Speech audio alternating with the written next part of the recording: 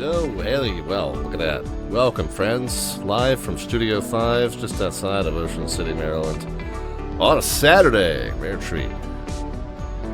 Rare treat for me to have the house to myself. Got a lot of male energy in the house. Well, Miss Keeley is still...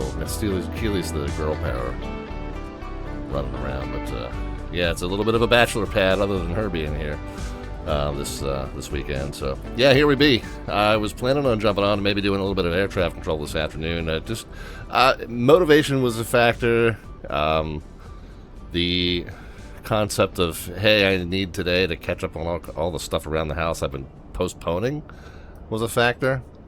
So just a bunch of different things going on today. But here we are, and on our normal schedule. It kind of helps that I'm doing this at my normal time. The dogs are into the routine. They know what's going on.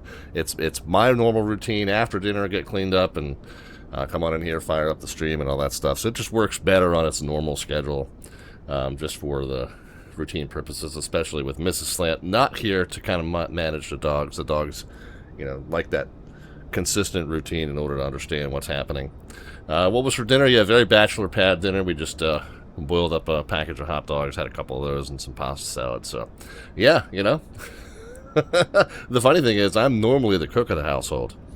So, there's no particular reason other than laziness that I had to slum it.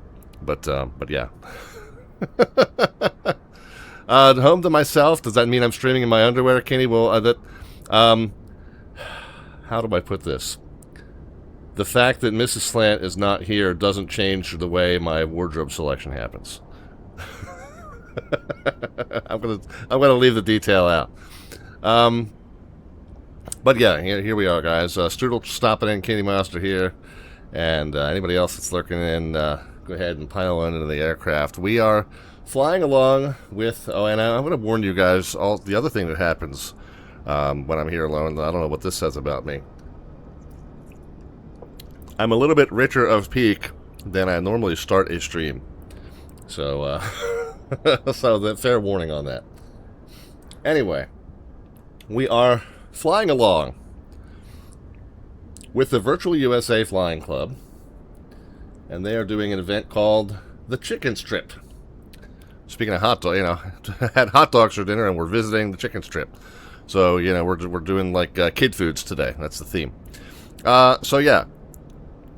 Visiting what they call the Chicken Strip. This is a strip that is a kind of almost a what would you call it? A makeshift gravel strip that has been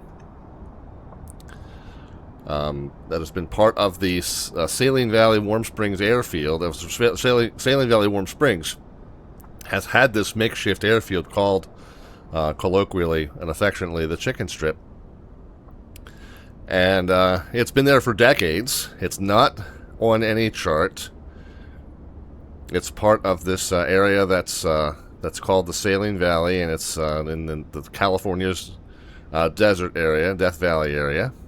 I don't do a lot of flying in this area, but we have been in this region before. It's not too far from Palm Springs. You can see here's a geological survey map of it, right up here. It is not, however, on SkyVector. It is a 1,300-foot gravel and dirt strip at a 17 and 35 orientation. And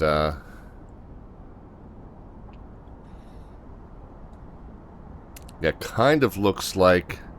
and by the way, we were told that there is a custom scenery that is on flightsim.to. It's listed as available for 2020, but not 2024. But we did have a member test and say that the scenery here is compatible, so I have gone ahead and installed it. And there's really not a whole lot to it. It's a little dirt gravel strip. They were saying, though, that the default scenery in FlightSim 2024 has it, but not correctly configured. It looks more like concrete. It's not the same width as it's supposed to be, etc., etc. This is where we're starting. This is Bishop Airport to the north and west of the Saline Valley. Now here's the catch, guys. I don't know exactly where this is. We're starting here at Bishop. We know that the airfield is somewhere in here. I really don't know, other than it's somewhere in here. This is, I guess it's an old dried up lake bed, and this is a, partially dried up lake bed down here, I assume.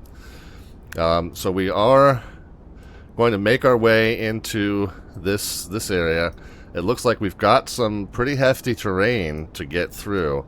My plan is to depart Bishop, head to the south and east, about 6 or 7 miles, turn to the east, and come up over Deep Spring Lake. It looks like there's a little channel here, a little pass, if you will, that allows you to kind of get through between, like, this 9,100 foot peak and this 8,900 foot peak. There's this little pass that only goes up to about 6,500 or 7,000 maybe, just the little beginning of the tan strip there. So we're gonna have to pick up some altitude. We'll get over here, we'll see Deep Spring Lake, and then we'll turn to the southeast, and then this should all kind of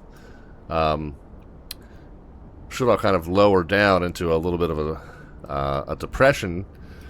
And then if we follow that to its end and then cross over here somewhere where it's, not too high, 4,000, 5,000, maybe split the difference between this 8,100 foot peak and the 7,000 foot peak, this should get us into this, what they call Saline Valley, which is where the strip is. It just doesn't specify where exactly within this strip the chicken strip is. So we'll do a little bit of a grid search there, and we'll find it. I pasted this route. By the way, then our plan is to continue on, and my eventual goal, I thought, well, this would be a fun little one to find, this Kern Valley. So that's where we'll plan on ending the night, passing over Inyokern Airport. If you know, you know, right, as they say. Passing over Inyokern, and then we'll turn up and follow the road to the north and west through what is marked here as Walker Pass, and if we follow the road, that should kind of dump us off right here at Isabella Lake, and we'll land for the evening there at Kern Valley. So that's the plan. Set part of 2 is here. Says I just had some wings, and Kenny Monster says I'm eating boneless, skinless chicken breast. So you're eating healthy. Like, you're eating like I should have. I actually got the makings for a big vat of turkey chili, and I just didn't have the motivation today to do that. Anyways, if I paste into SkyVector, I think if I paste here, should be the makeshift route, the approximate plan of what we're going to follow now, coming out of Saline Valley. I don't know where we're going to cross that ridge exactly. It may look more like this. Yeah, I think it'll end up looking more like that.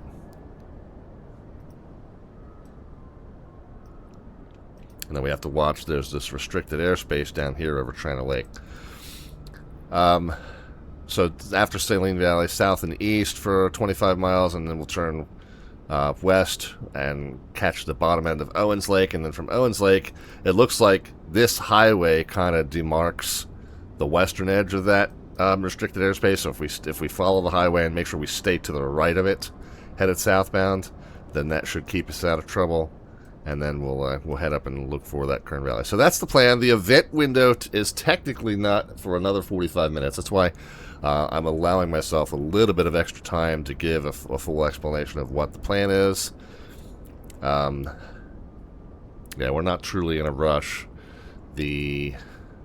Come back to the event briefing. Yeah, so the event briefing says that the window for arrival, maybe it says at the top. Yeah, windows 8 to 11 Eastern Time. So 0 to 0300 is the official event window. So I think by the time we get up and running, we'll be there right around the 8 o'clock window. Nobody else in the immediate area right now. I assume that when we get closer to the event time, some more folks will kind of pop in and start making their way. But there we are, filed VFR from Bishop down to Lima 05. Strudel says, I had California rolls, grilled chicken breasts, and white rice. Yeah, you guys are putting me to shame in terms of your eating habits. Well, I guess, if you were to look at me, you wouldn't be surprised by that.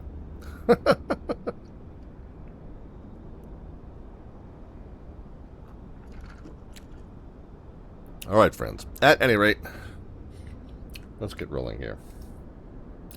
Oh, a couple of other things to point out. Really, two other things to say. before we get rolling. Number one, if you were with me on the stream last night, you realized that my headset broke during the intermission. And I had said, oh, I've got a backup set in the cabinet behind me. I'll get it. I didn't want to swap it out in the middle of the stream because I was like, well, if I unplug the USB, plug the USB back in, there's this moment where it doesn't detect the output sound device. It's going to send everything wonky. I was afraid that the the stream software might crash if suddenly its output device wasn't available or what have you. I didn't want to risk it, so I was like, I'll deal with it after the after the stream ends. Well, turns out I think this probably was my backup set, and my primary set may have become toast a while ago, or maybe might have gotten left of one of the events that I attended, either VATSIM Expo or ZDC Live or something. But yeah, the headset's toast, so I got a couple of new sets on the way. They should be here before Tuesday's stream. However, we'll deal with this tonight, and maybe we'll deal with this for one more stream on Tuesday. Remember, by the way, Monday, Wednesday, Friday at 7 p.m. is the normal show schedule, but this week it's going to be offset by a day for the entire week. So Tuesday, Thursday, Saturday this week instead of Monday, Wednesday, Friday. So just keep that in mind. We'll see if I've got the new headset by Tuesday's stream. This is annoying, but it's not a complete deal breaker. So it'll just be flopping around a little bit while we fly tonight, and we'll make it work. But the big thing, said part of 2, yeah, don't brace yourself or anything.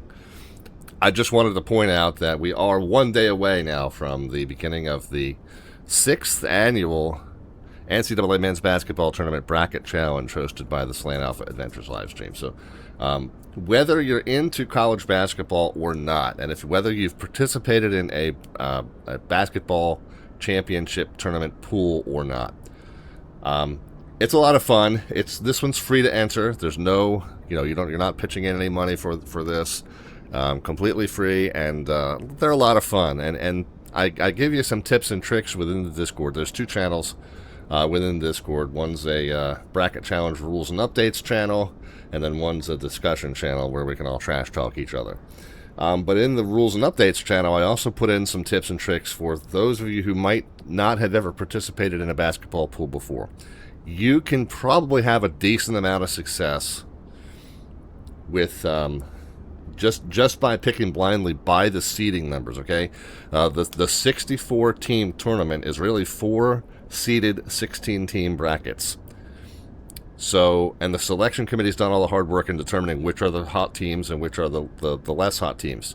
So if you stick with the stronger team, the stronger seeded team winning most of the time, and then just pick a Cinderella upset two here and there, rather than going crazy and picking, just completely blindly, you can have a decent amount of success just by picking, by the seeding. So just, throw in a bracket. A number of you have already joined. The name of the group and the password to join that group is all on our Discord server, so please head on over to our Discord, get that information, get your brackets. You can get them set up, you just can't obviously pick any teams. Will it be rigged like the NBA? I have no idea. I'm not an NBA fan. I don't follow the NBA. And that has nothing to do with it being rigged or not. I just don't care for it. I don't care for the personalities. But anyway, yeah, it's a lot of fun. And for me, like, I enjoy the sport. I enjoy watching college basketball, although this year has been a brutal year to be a Maryland basketball fan. But generally, I like watching college basketball. But the men's NCAA basketball tournament appeals to me not just from the standpoint of the sport itself, but from the standpoint of statistics and probability. It's just a fun thing. It's 64 teams enter, 68 teams enter. The 68 gets narrowed to 64, so that's kind of a gimmick to allow 4 extra teams an opportunity to get in. Once you get into the actual field of 64, like I said, it's 4 16-team seeded brackets, very straight up single elimination tournament with no buys, Everyone's in. It is seeded so that the strongest team plays the weakest team, second strongest plays second weakest, and so forth. So, but again, the selection committee has done the hard work in determining that seeding, and if you pick the stronger seeds most of the time, and just a few key upsets here and there, just on a whim, you're going to do okay. You trust me, the experts think they know how this tournament's going to go. And you really, if you know absolutely nothing about any of the schools that are in it, don't have that much of a disadvantage as you might think you do. In some ways, you might have an advantage. All right. Anyway, so that was the last piece I wanted to get into. Let's go ahead and get the aircraft going here. Wait a minute. Uh-oh. Am I having some sort of a control thing? Can we resume? All right, why is that happening?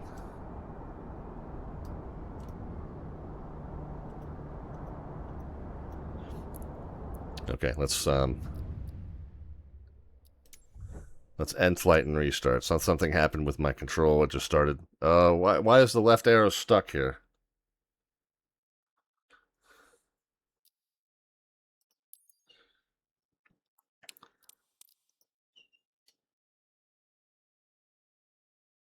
That was weird.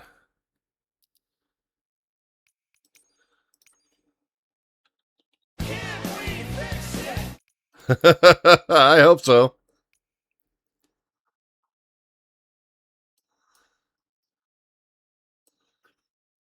Which of these spots did I pick? I think it was there. Yeah.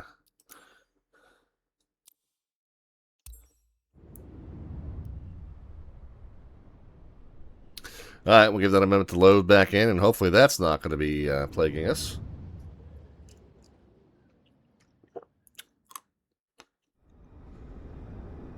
Ready to fly, at least we hope we are. Okay, it seems to be working fine now. The other thing I need to do real quick is I need to back the time up a few hours. So let's say if it's 6, 5, 4, 3, 2, let's make it 1:30. 1:25. Okay, there we go. Alright, so hopefully that issue is solved. We'll go ahead and open the door and pop into the aircraft. We will open up the control valves. So let's go ahead and order our fuel now, and then we'll do our pre-flight, in which we will verify that we have the amount of fuel that we have ordered. So we're going to start with 25 gallons in each wing tank. Nothing needed in the tips. 25 per side will be plenty. And then we'll go back. Alright, so fuel valves are open. Control locks, control locks off already. Should we just do the battery and all the lights? And we'll check that on the walk around as well. I used to do a second pass on that, but maybe we'll do it all as one pass now. So we'll check the flat, make sure that it doesn't move.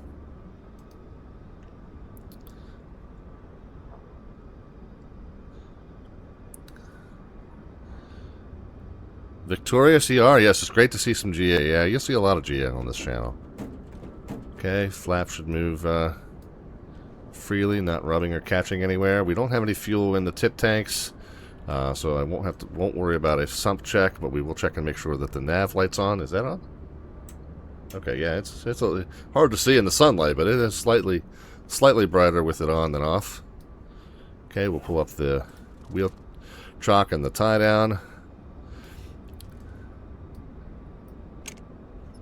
We'll poke our head into the right side wing tank and make sure that the quantity and type of fuel that we expect to be there is there. Can't really see it from this angle, but if you stuck your head down there, you should see it's a nice light blue color and the approximate consistency that you expect it to be. And we knew it was 25 out of 30 gallons, so we knew it should be fairly near the top. And so we would want to make sure that that all is the case. Around the front, to make sure no obstructions, no objects or anything like that left in the air intake, and yes, the A2A simulations Comanche does simulate like a rag being left there every now and then, so you do have to check that. Check the oil. It should be sitting at, should be 10 quarts in it. At cold, it'll sit just above the 9 mark. And yep, right there at the 9 mark, that's fine. It's still a nice light tan color, so no need to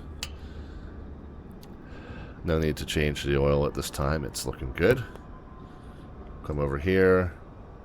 We'll check the left side wing tank, and again, from this angle you're not going to see it, but you would want to pop the cap off, stick your head down there, make sure that it looks like approximately 5/6 full and the right color and consistency.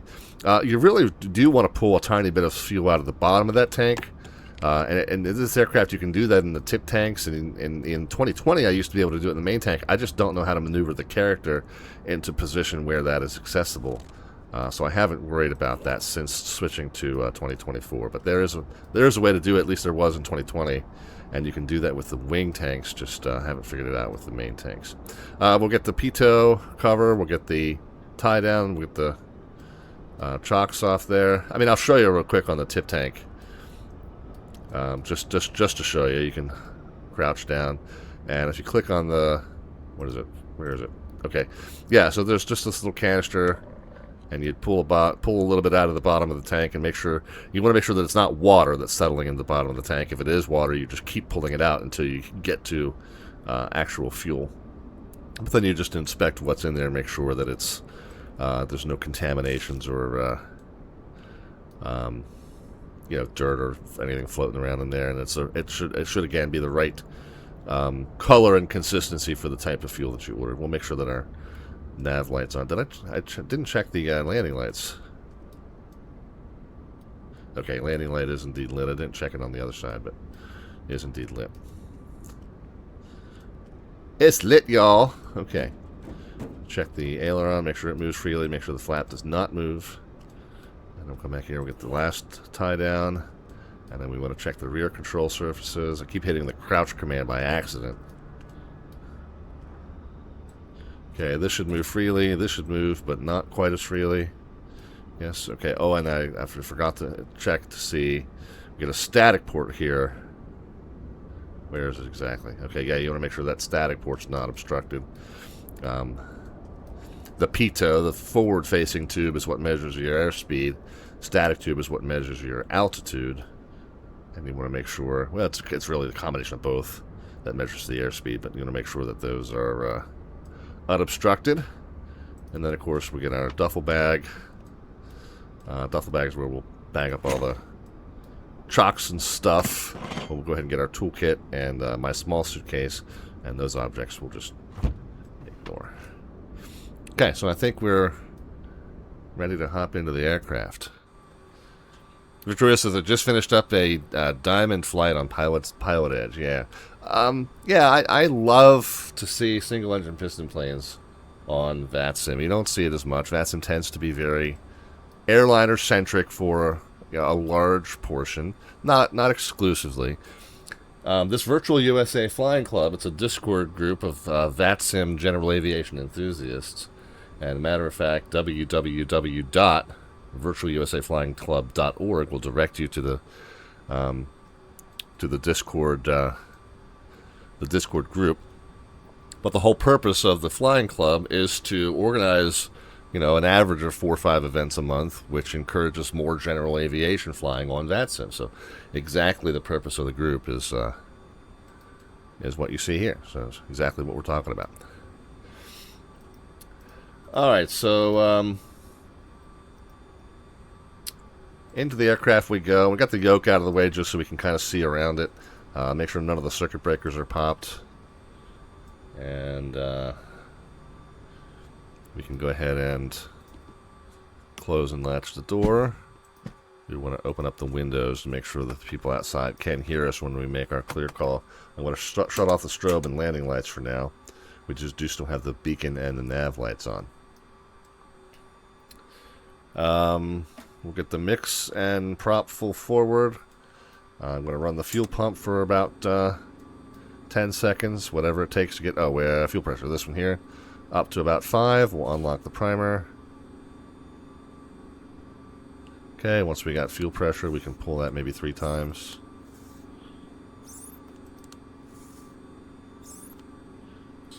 Okay, and then we'll leave the fuel pump running for now. Mix will stay full forward. The throttle will come down to about 10%. We'll slowly advance that as we fire up the magnetos. We'll go right to left to both. We'll look around. We'll call clear, clear, clear, clear, clear. We'll let this very sunburnt person know that we're about to fire up our engine. Okay, there goes the starter. We'll advance the throttle very, very gradually while wait for it to catch. Okay, there it goes. Disengage the starter. Throttle to 1,000 quickly as we can get it. Whoa, I do this a lot lately. Forget to check to make sure the parking brake's engaged.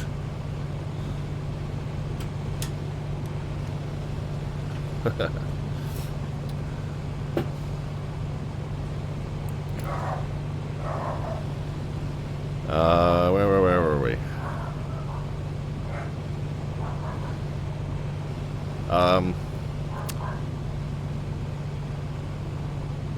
So throttle to 1,000. Lean the mix out to right where the point where the RPM starts to drop. We can shut off the fuel pump, and then we'll make sure that the airplane is now supplying its own fuel pressure. Oil pressure, we would have wanted to make sure it came up right away. I got distracted by the fact that the plane started rolling. But oil pressure, you want to kind of make sure it comes up right away. And then fuel pressure, you want to make sure it stays at an appropriate level once you shut off the electric pump, because the engine's got its own belt-driven pump now that's supplying its own fuel pressure. We can go ahead and close up the windows.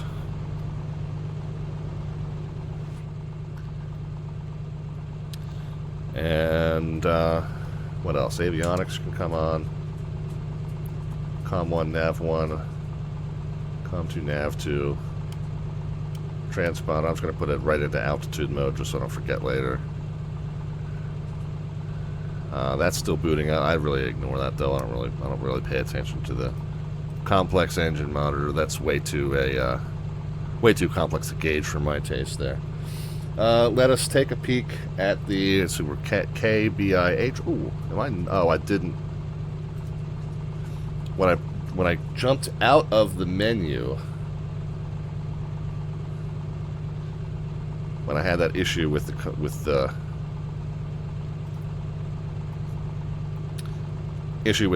left arrow, I jumped out of the menu. It disconnected me from VATSIM. I didn't connect back in. We're there now.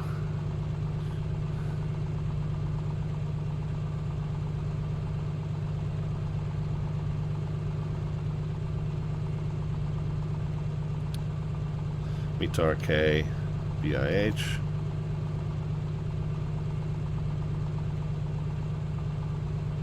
Oh, it's like Los Angeles Center coming online because we're up in technically in Oakland airspace. I'm starting in Oakland airspace. As I travel south and east, we're probably going to end up in LA airspace. However, we are going to be in class Golf and Echo this entire way. At no point am I going to be in any airspace that I am required to talk to VATSIM air traffic control. So really won't be a factor in either event. 310 at 10 gust to 24, so that's going to make it a little sporty to get us out of here safely. 29906 is the altimeter, so we'll go ahead and set that.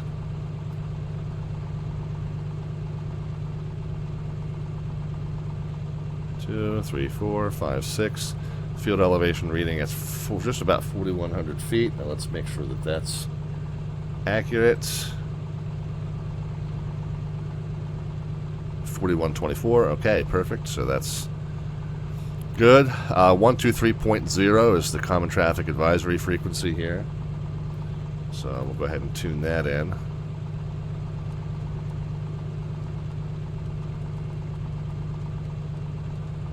To 3.0.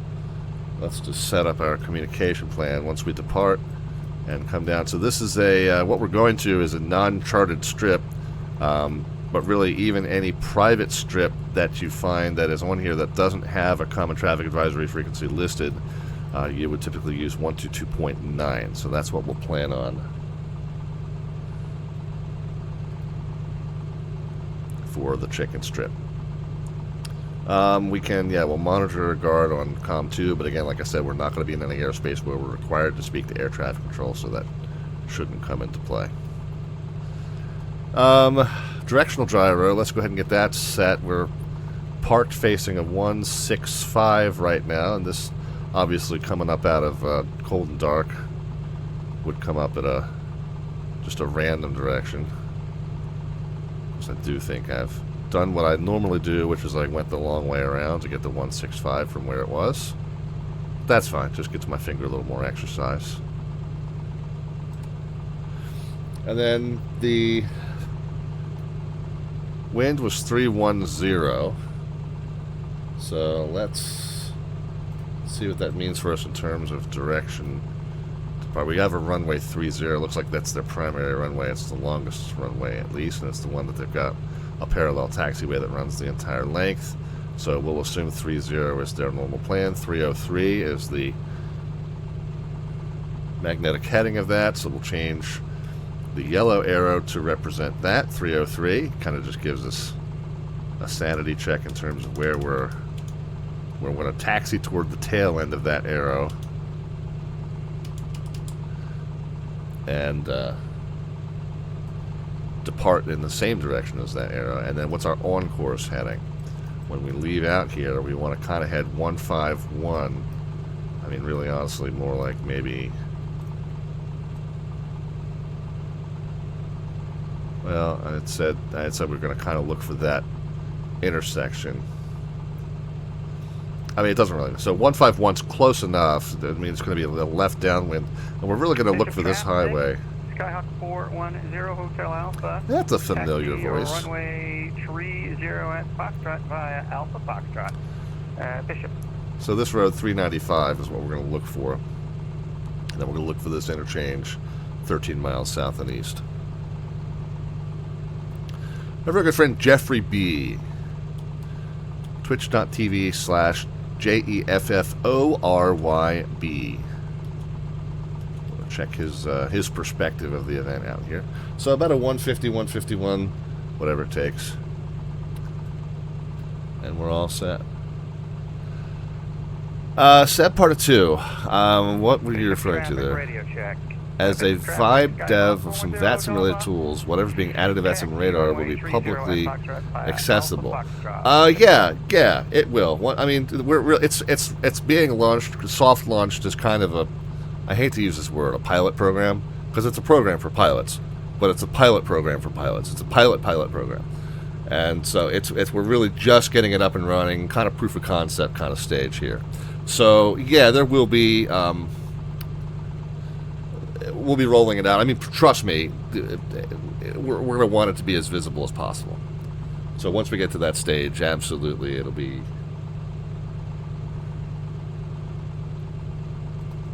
And Bishop something that's seen everywhere. Skyhawk 410 Hotel Alpha. We need to park at the ramp here, and there's some bees in the cockpit we have to get rid of. Bishop.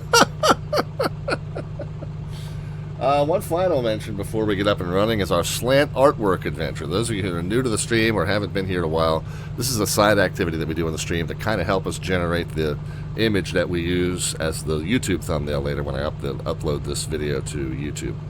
So I throw a, kind of a generic one-sentence description into ChatGPT, and we have a generated image. Once I show you that image, if you want to add to or modify that image, you can cash in 500 of your Twitch channel points, aka your Alphabets points there at the bottom of the chat panel. That puts you in the queue, and then once I call your name, you can let me know what you would like to do to add to or modify that image. Not a paragraph's worth, but a few words or simple sentence. I just said, for purposes of this one, I said show a Piper Comanche landing at the chicken strip. And I was like, that's all I gave it. I didn't want to provide any context. I didn't know what it was going to do with that. I said, we'll definitely kind of see what happens here. It surprised me. It went very generic and bland. Like, it apparently knows what the chicken strip is, or figured out what I meant by chicken strip, and went with it pretty straightforward. I was almost a little disappointed it didn't take it literally. But of course we can add to or modify that image as we go throughout the evening, and any of you who want to get in on that. And Bishop traffic, Skyhawk 410, feel free Hotel to Alpha, departs runway 30 at Foxtrot, left down. feel free to put in those Twitch channel points and get in on that that action right now. Okay, so where are we? I think we are parked. There's my airport diagram. We're parked like right over here, so if we're going to depart runway 30, I have to figure out, I got to turn north and then east.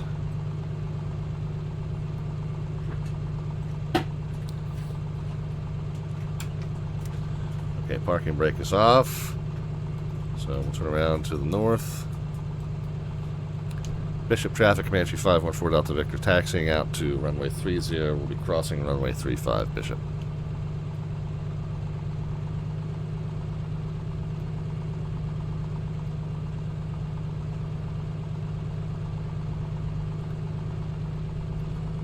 Looks like somebody flying overhead now. Is that Jeffrey that just took off? Possibly.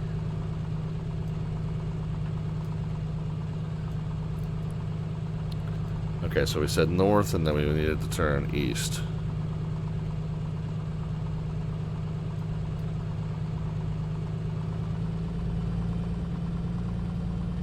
Bishop traffic, Skyhawk 410, Hotel Alpha, turning left crosswind, runway 30. Okay, so yeah, if he took off 30, that was probably him that we just saw there. Alright, so we're going to head out to... Is this Alpha and Foxtrot? Yeah, it is. Okay, good. The labels are actually correct. That's a nice, pleasant surprise.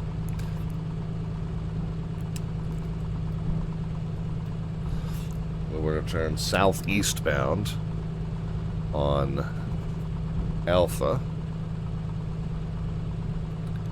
And Bishop traffic, Skyhawk 410, Hotel Alpha, turning left downwind, departing to the south, Bishop. Bishop traffic, Comanche 514 Delta Victor, now crossing runway 35 and taxiway Alpha, Bishop.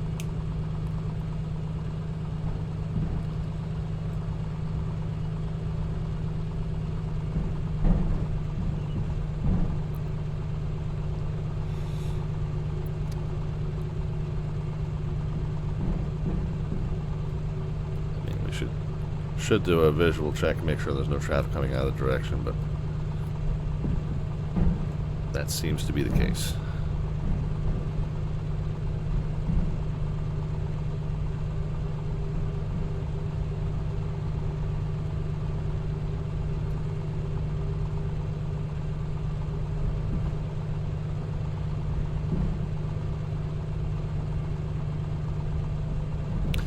That windsock got shorter while we were looking at it. Did you see that?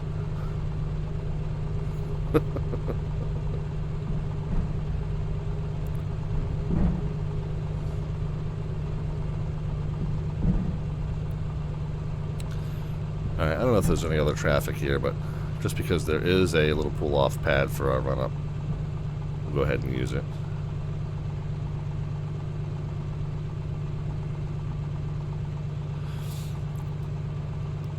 Alright, I'm going to leave the mixed lean for this first part here.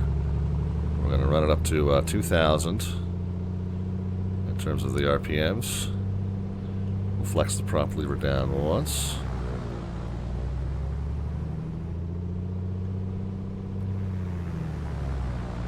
And then second time. And then third time.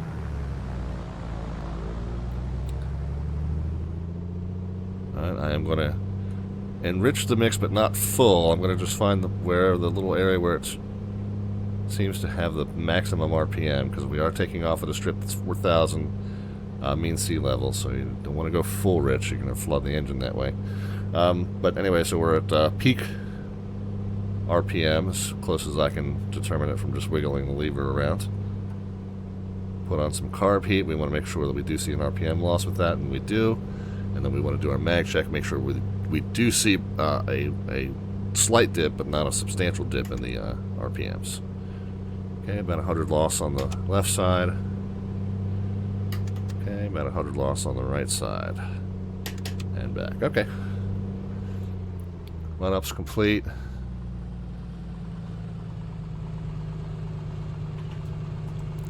Bishop traffic, Comanche 514 Delta Victor's departing runway 30. Going to be a left downwind departure VFR to the southeast, Bishop.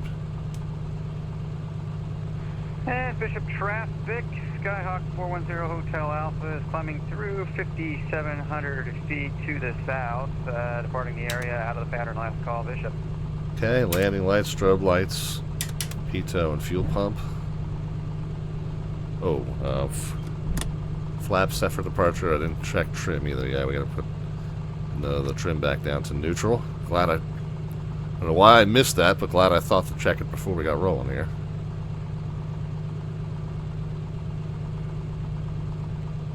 One more crank. There we go.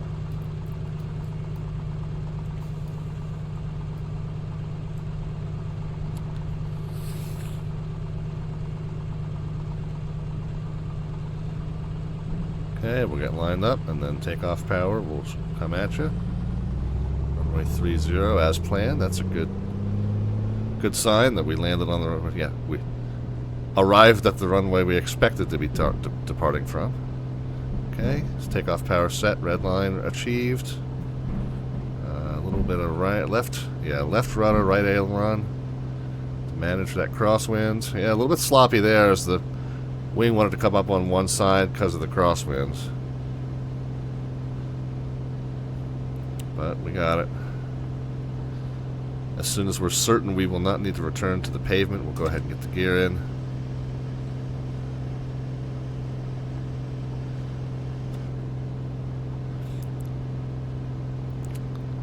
Bishop traffic, Comanche 514 Delta Victor, clear runway 30, turning left crosswind, Bishop. Okay, so let's get the flaps in. RPMs can come down off the red line just a touch. Go 24, 24.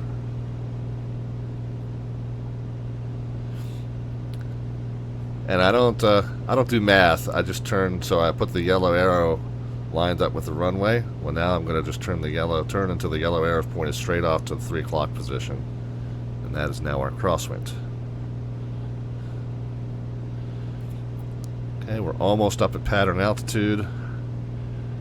We were at 4,100, now we're at 5,100. Okay, now let's go ahead and turn our downwind. Bishop traffic, Comanche 514 Delta Victors. Left crosswind to left downwind. Runway 30, Bishop. Almost forgot to say the runway.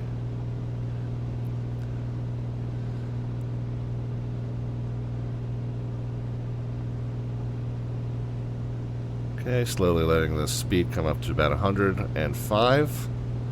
That is the best rate of climb in this aircraft. And let's get the rest of the rudder input gently out. Okay, there we go.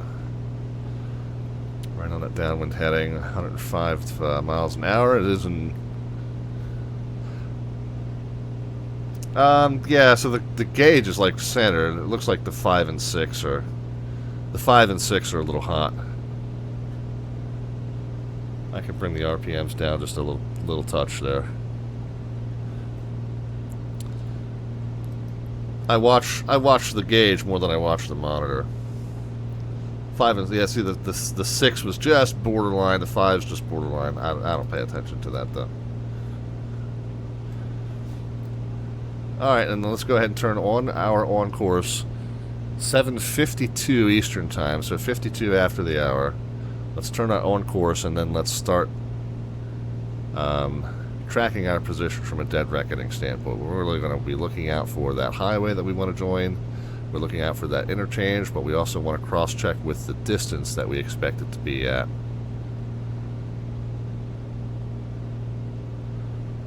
So that we don't overshoot and miss it. And actually, let's for now, let's level it at 6,500. I overshot that, but let's...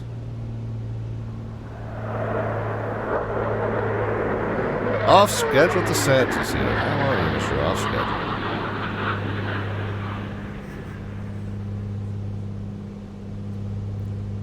Yeah, we'll bring it back down to 6,500, but I think we can kind of see from ahead on our left that we are going to need to climb.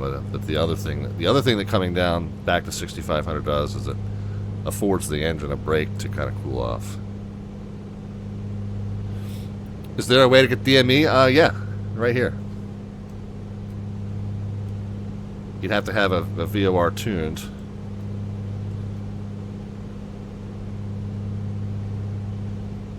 $13.35.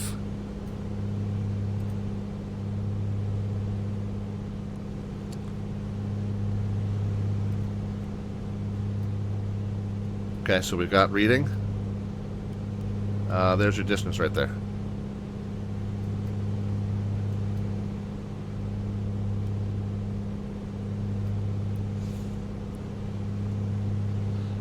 Off schedule says, "Oh, nice. Didn't notice that. Suddenly, I like this plane a lot better." Yeah, that's a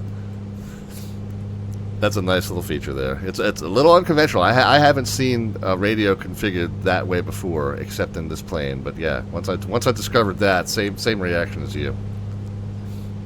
All right, we're still climbing a little bit. I guess we're about to turn eastbound anyway, so it's not hurting that we're climbing to 7,500. And I got the power kind of back down. 22 and 22 is what I'd normally use. Oh, and the fuel pump can come off, by the way. 22 and 22 is what I normally use for cruise, so we're at a little bit of a reduced power.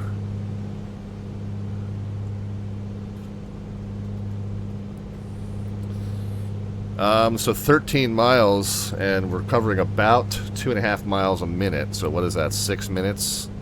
5 minutes? Yeah, 5 minutes, really. And we were at 52, so 57, we should be here where we can turn left. And I do think that, and by the way, hey, 13 miles from the VOR, well, that's a nice little cross-check. But I do think this little notch here is where we're aiming for. I think visually that's a pretty good cross-check. Yeah, I would say so. So there's where we're going to make our left turn.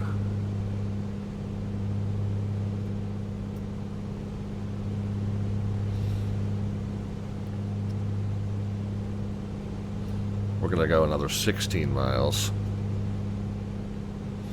And if we aim it right through one of these little passes here, we shouldn't really need to climb too much higher than 7,500, maybe 8,500.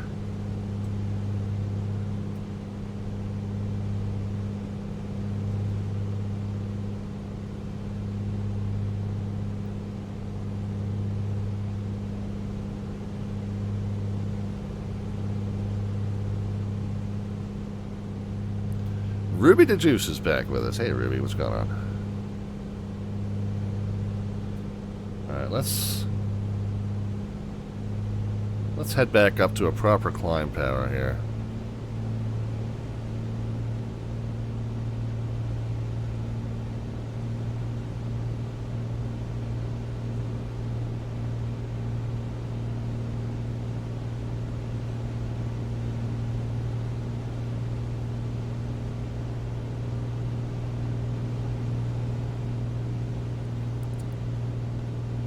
Okay, RPM's at 24, manifolds wide open.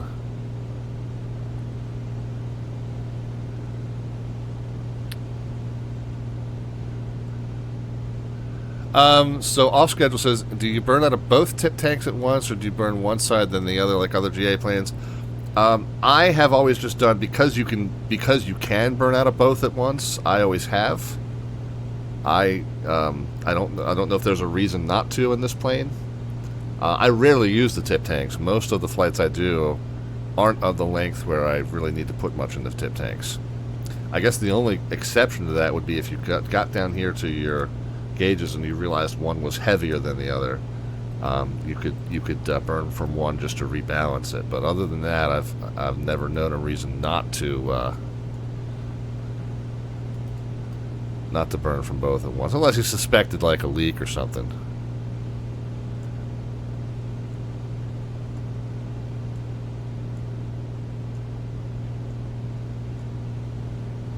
You know, if you want to rule out an engine, if you want to rule out a fuel leak, burn from just the right side and watch the left side still losing fuel. You know, that'd be a telltale sign.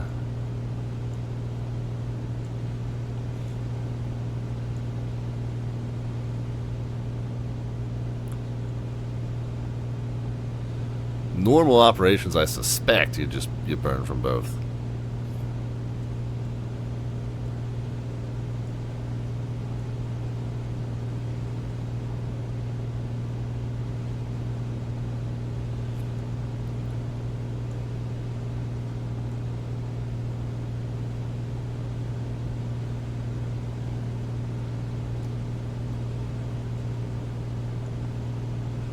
Question is, in this aircraft, is it standard to alternate fuel tanks or keep fuel valves open symmetrically?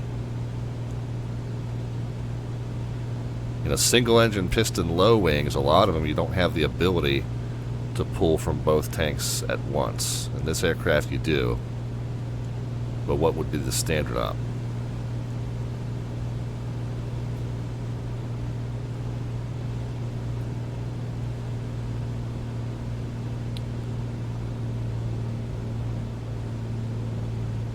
Okay, RPMs to 22.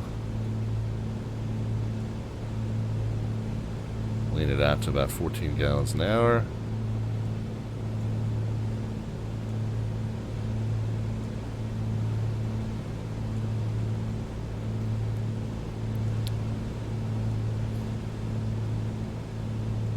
I guess we can go ahead and switch over to 22.9er. Flyman is here. Hey, Flyman. Yeah, been a little bit. All right. Hope you're well.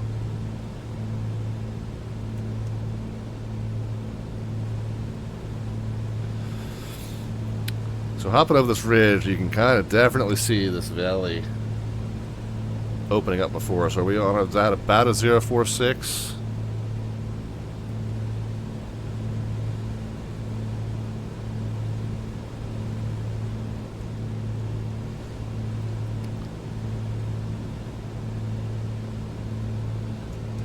Off schedule says went to Chaps a couple weeks ago. Yeah, I haven't been to one of those in a while. I think there was one. Oh, so there was one. So off schedule. There is one, I think, in Rehoboth. So about 45 minutes up the road from us here, and then there's a big home builder in the area that does like a Christmas village every year up in Rehoboth. And they had kind of an outpost there. So that was where my wife and I last saw one nearby.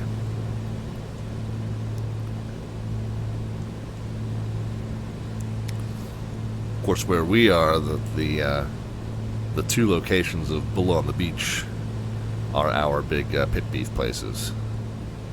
Hey, I got a handful of places in town that do real good pit beef style sandwiches. But yeah, down here where we are, Bull on the Beach is our big pit beef place. The uptown location, particularly.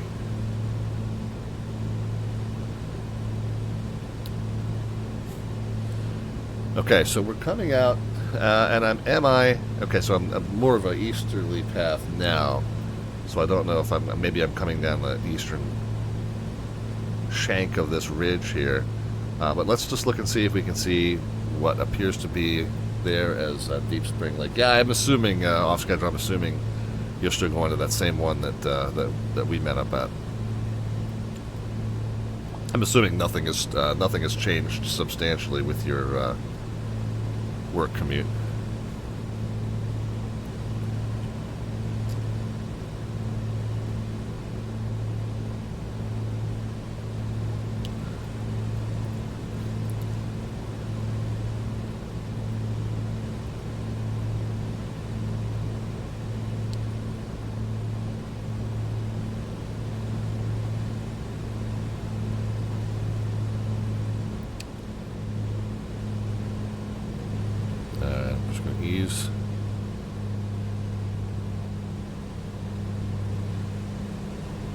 Ease the power back, 20 and 20. Leave the mix where it is for now. Worry about where the mix needs to be when I power back up.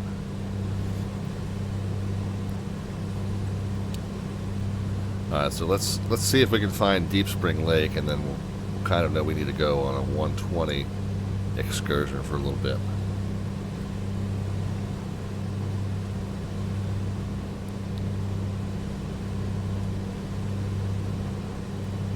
So it's almost like a U-shaped valley here, with a bulb off to the left of it. Is that kind of what we're looking at? What am I facing? I'm facing northeast bound. I wonder if we're. Okay, I wonder if this is the bulb and this is the whole U-shaped valley.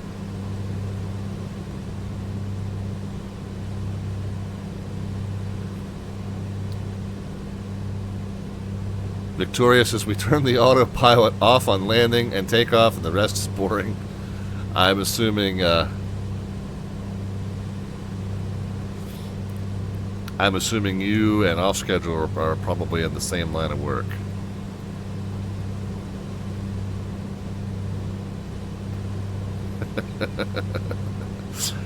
And I know that sometimes you guys aren't able to go into super detail in terms of specifics, so I won't recommend that you do that. But yeah, it sounds to me very much like you guys are in the same line of work.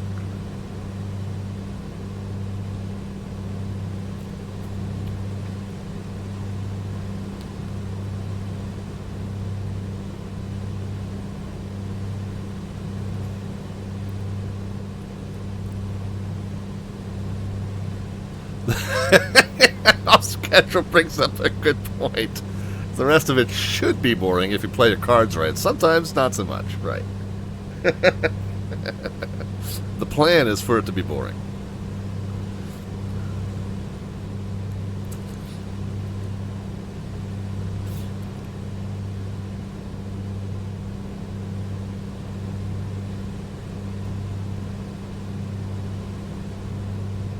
Prepare for the worst, hope for the best, right?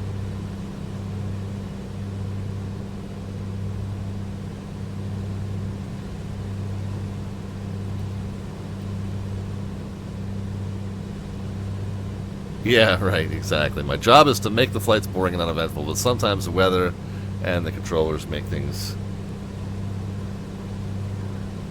eventful, full of events.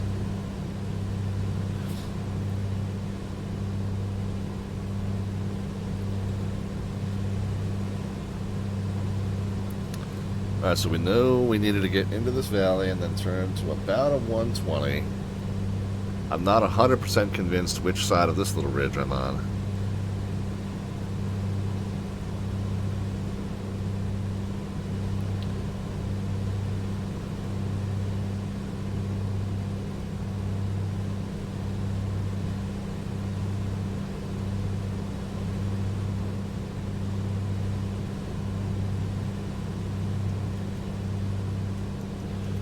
Tell you what, we're going to level it off here for now because it looks like I'm going to need to jump another ridge here in a minute. So let's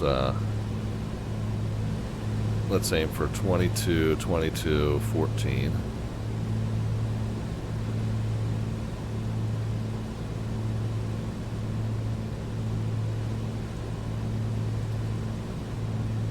We are officially now in the arrival window, the official event arrival window, by the way.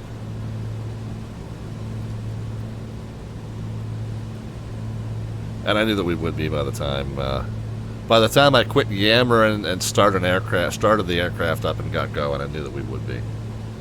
Hang on, friends. Let me just check one thing on the phone real quick.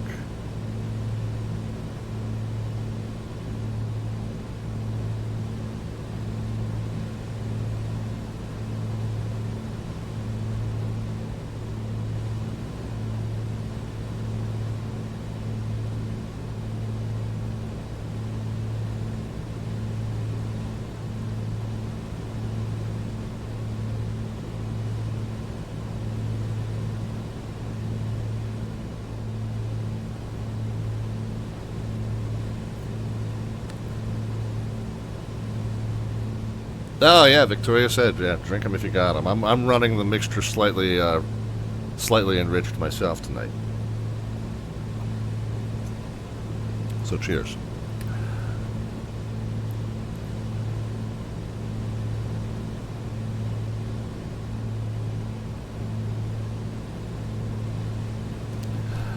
All right, let's go to a.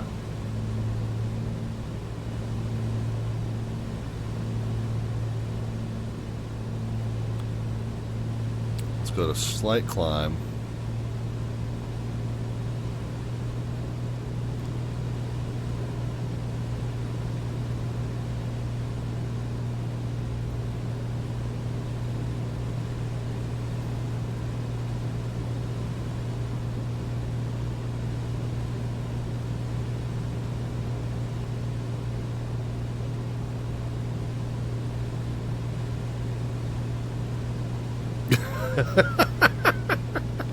Hey, Strudel, I hate to tell you. You preface that by saying you're a weird person. I hate to tell you. This is probably bad news for you. You're completely normal in that regard.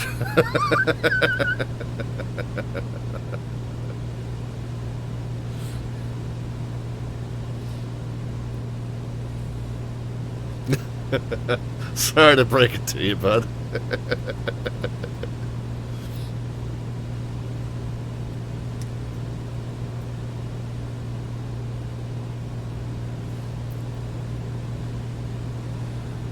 So I wonder and hope. Hey, ELW is here. ELW. I wonder and hope. I'm not 100% sure. I feel like we might be coming through this curve right here, a little bit of a higher plateau, and then it opens up again. If that's the case, then we should be coming into the area where we will find the chicken strip.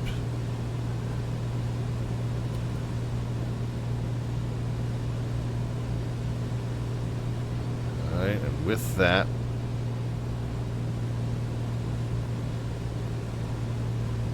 start easing the power back.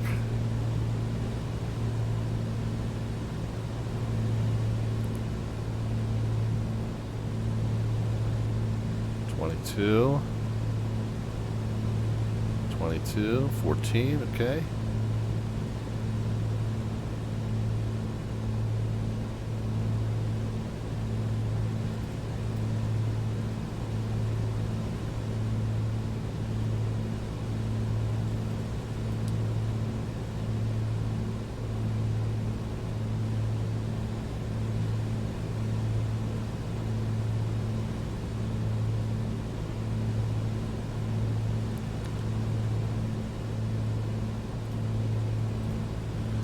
Guys that are just joining, we are looking for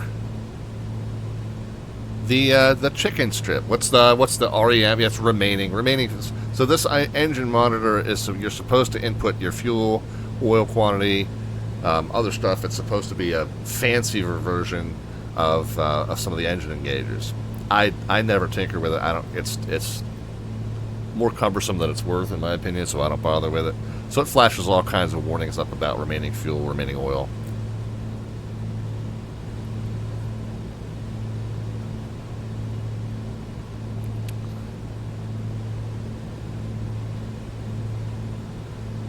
Oh, Victorious, yeah, we try to keep the language family friendly here on the stream. I think it's 2 minutes. It'll get you. If I get a chance to bring you back in, I will. But if not, it's only 2 minutes. But yeah, we just try to keep the language family friendly here. No, believe me, I'm not approved by any stretch. You didn't offend me in any fashion whatsoever. But yeah, just watch the language here. Appreciate it.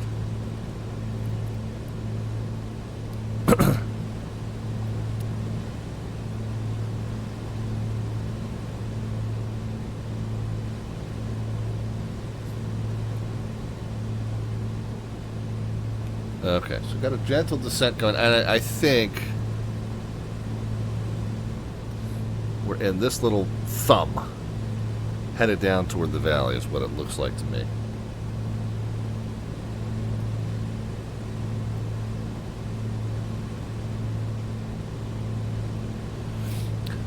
So if you're new to the channel or if you're just getting here, we always have a side project going on during the stream, which I call Slant Artwork Adventure. And we're looking for a place called the Chicken Strip. It's a makeshift gravel airstrip here in this Saline Valley, Death Valley, California area. We'll take it to 19 and 19 here. Start descending and starting to scale back speed maybe. Yeah, so if we're in this kind of thumb, and then what's ahead of us is kind of to the left, I feel like we're kind of in the right area. But I don't know exactly where in this valley the chicken strip is. Okay. But anyway, to get back to the point I was trying to make. So the event we're flying along with the Virtual USA Flying Club, we're trying to find a place called the Chicken Strip. It's a little gravel strip somewhere in this valley, if I'm in the right valley. Big if. And it's just known colloquially as the chicken strip. It's not charted. It's not on the FAA sectional. It doesn't have a official IATA ID or LID or ICAO code. It's around here somewhere. Like I said, if I'm in the correct valley, it's around here somewhere. So we'll do a little bit of a grid search up and down the valley.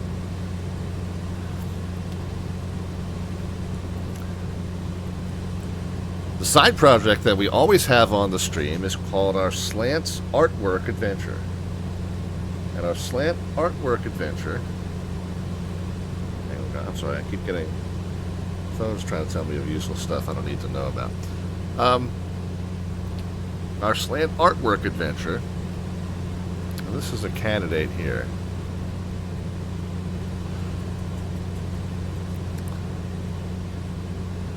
Our Slant Artwork Adventure is I feed a basically one-sentence description into ChatGPT to have it create an image representative of what we're doing. And that image then becomes, later on, the thumbnail when we upload this to YouTube later on. So I start with an image, that it's a fairly simple, straightforward image. And then what you guys do is you can cash in 500 of the Twitch channel points, aka the Alphabets points.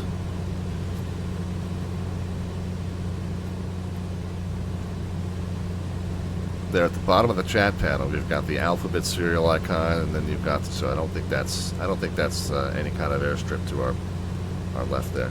You got the Alphabet serial icon at the bottom of the chat panel, and then you've got the button next to that tells you how many you have. Click on the button, and you'll have the option to cash in 500 of those points to get in to the Slant Artwork Adventure. Once you do that, and once I notice that you've done that, I call your name,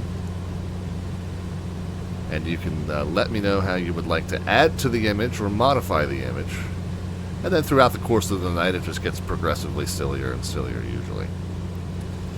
So I started tonight's image by saying, show a Piper Comanche landing at the chicken strip.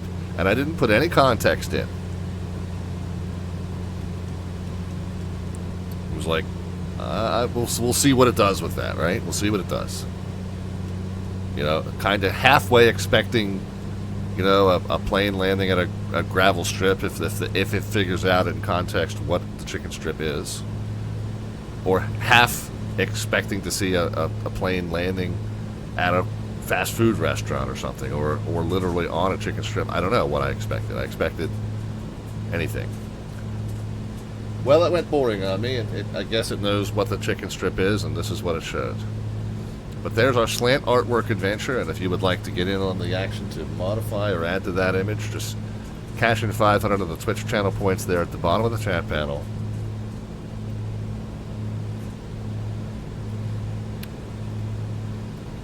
And then once I call your name, you can let me know what you'd like to do to add to or modify that image. It's just anything that looks, as we like to say on this channel, anything that we see around here that looks suspiciously airstrippy.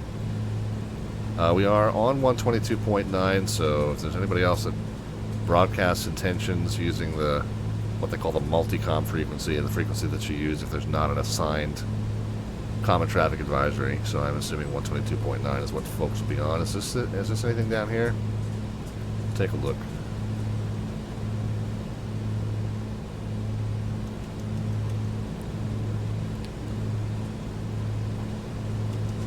All right, let's trim up 22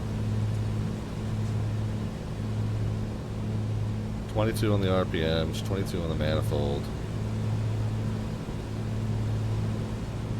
We're a little overleaned there. So 22, 22, and 14, we'll keep about 5,000. Stu 222 is here. Yeah, we know roughly where it is off schedule. It's somewhere in this valley.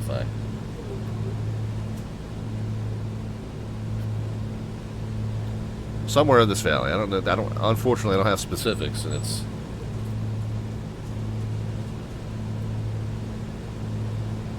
We assume it's just somewhere around in here. I'm not even 100% certain that I'm in the correct valley.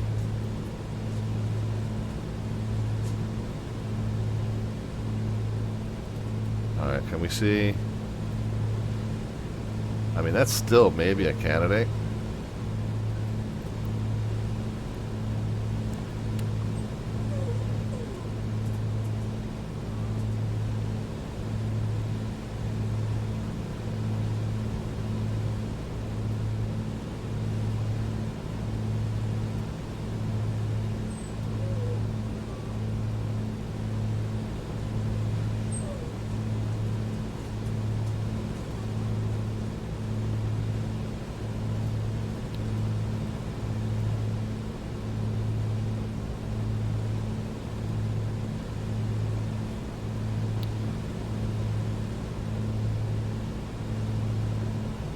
So ChatGPT is saying it's west of Edwards in the mountains. So that's our final destination.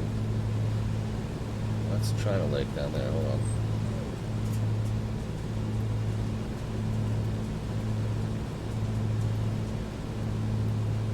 I gotta be careful I'm not boxing myself in. I'm gonna be able to make the turn here.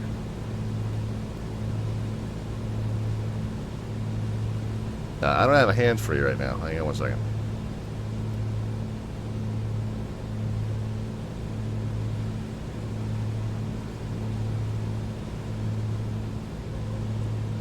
I mean, I did some research on this too, and my research did not come up with the same answer that your research did.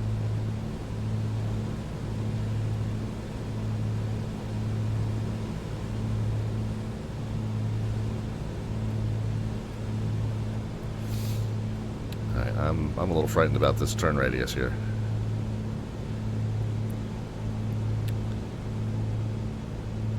I guess if I wanted to lower the turn radius, I should slow down, huh?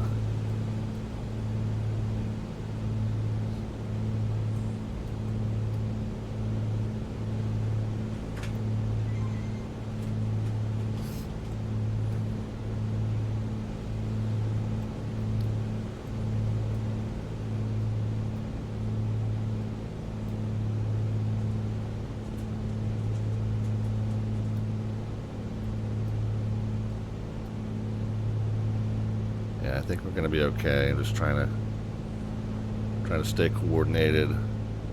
Get the nose up, picking up a little altitude. Now, picking up a little altitude is not a bad thing in this situation. The higher you go, the wider the radius you have to work with.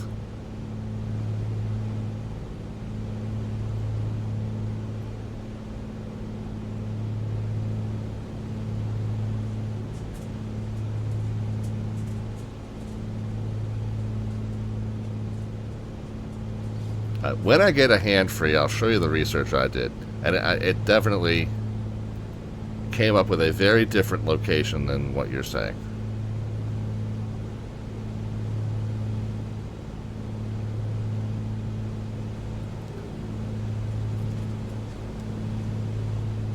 Alright, we're okay here. We've already kind of searched that area. Iowa says it's north of Edwards by 112 or so miles. Okay, that might be consistent with what I found.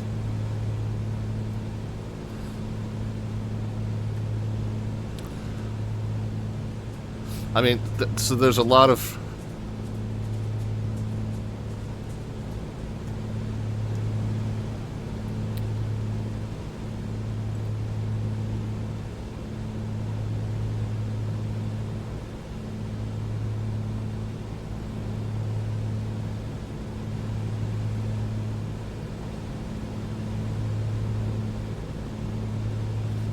All right, well, first of all,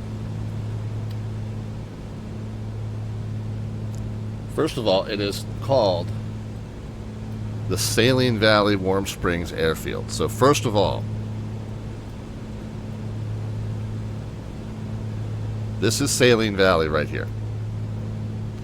All right, so just for starters, I feel like I'm looking in the right area.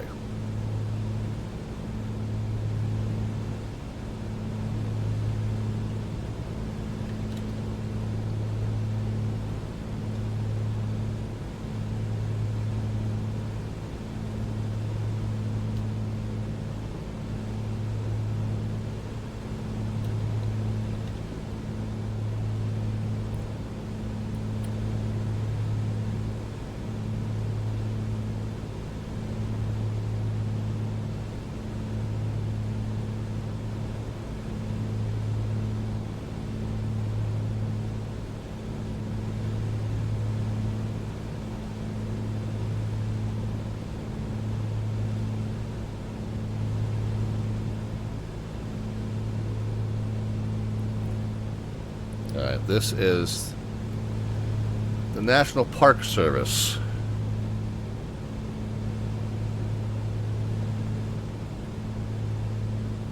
Federal Register. No, there was one. There was one that said it was about. I found the page that said it was about 17 miles southeast of. It wasn't this one. Wasn't Bishop.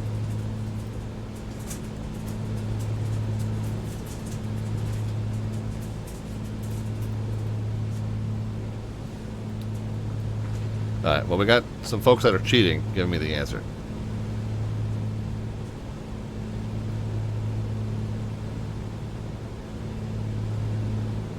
I want to look around a little bit more here before I give up.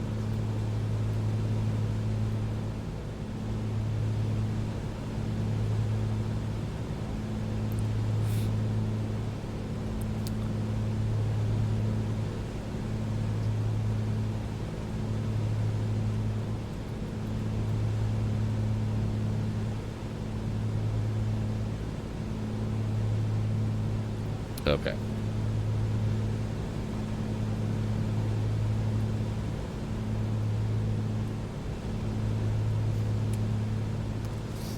So what I saw was a page that said it was 17 miles northeast of Lone Pine, Death Valley, Lone Pine Airport, and it was something miles east of Fresno. And when I plotted those two things, they intersected right around this valley that I'm in now.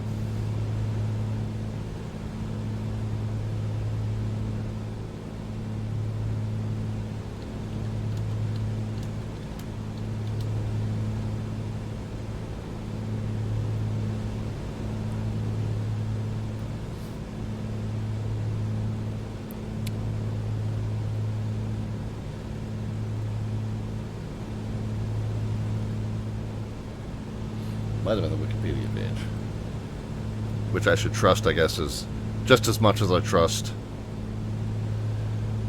ChatGPT, I suppose. So here we go. Lone Pine is 20 miles, 17 nautical miles to the southwest.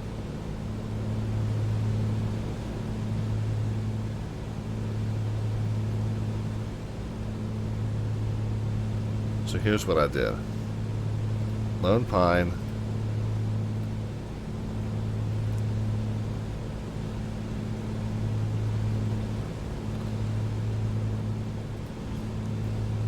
So they're 17 miles to the northeast.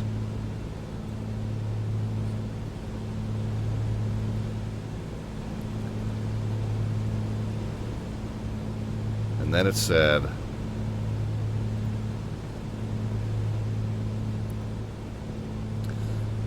the closest airport with regular airline service is Fresno, 107 miles to the west.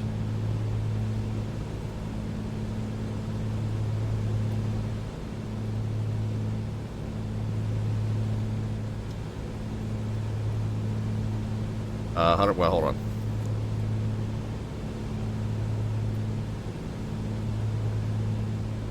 $93 nautical miles to the west.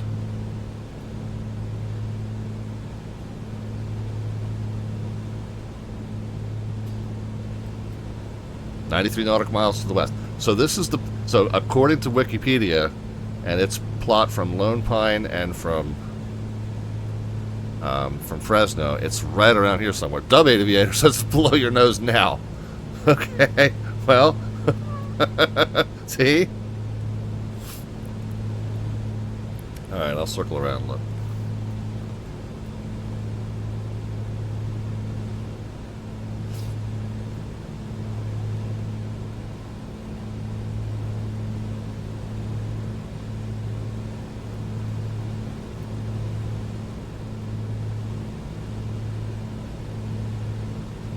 Man, oh man, navigation by committee. I'm glad I didn't listen to some of y'all.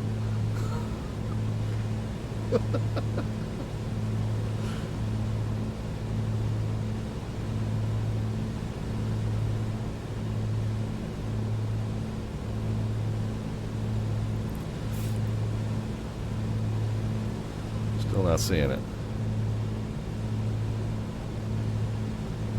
Maybe. No?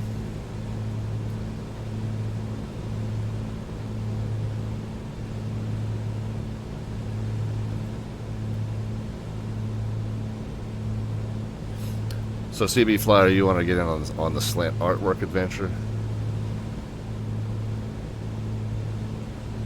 I mean, that kind of looks like a possibility there.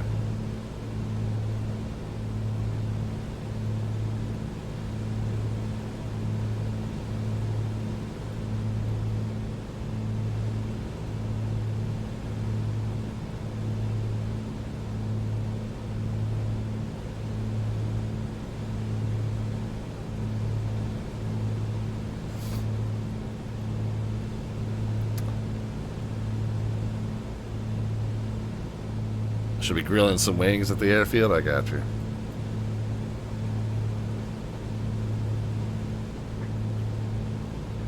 It's the next little valley to the north where I said that possibility.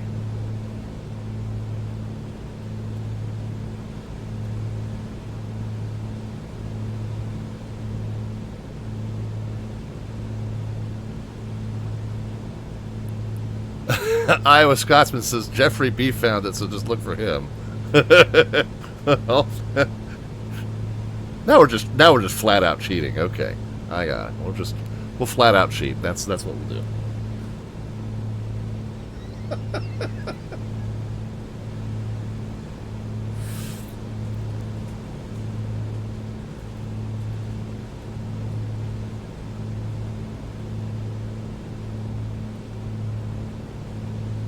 Right to the forward of the tip tank.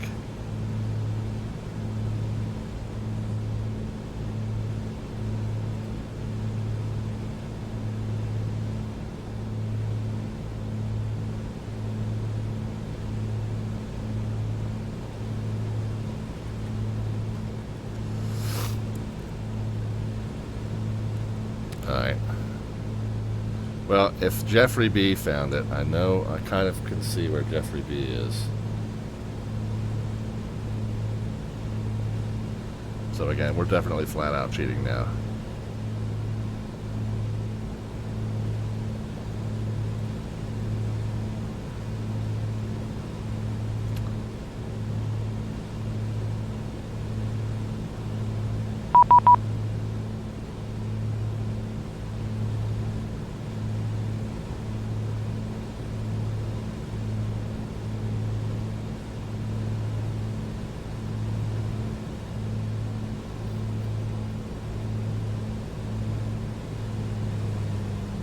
Alright, let's shift around to the right.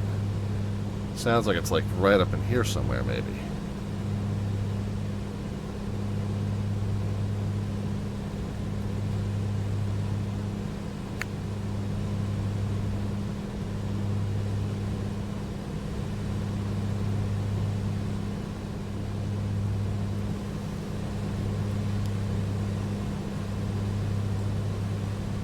This is it?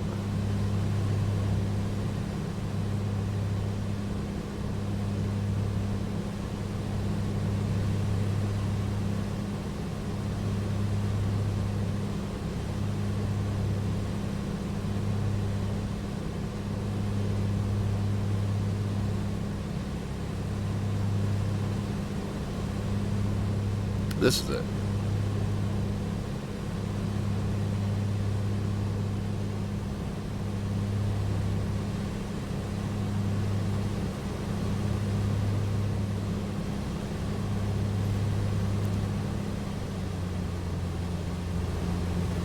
Alright, I'm going to get a closer look at the thing under my under the right over top of here.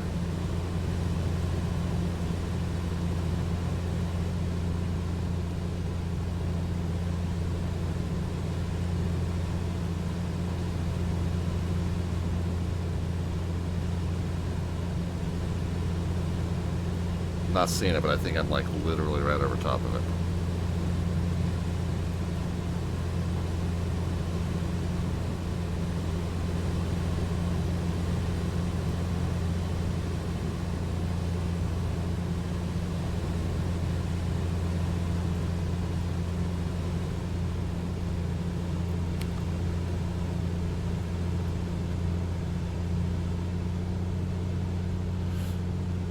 Alright, hang on one second.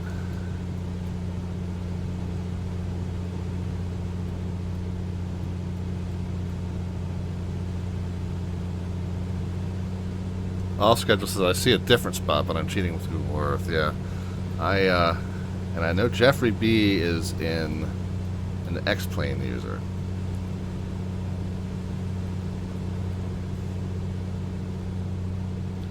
I don't know if there's a difference between where it's depicted in X-Plane versus VATSIM 2020.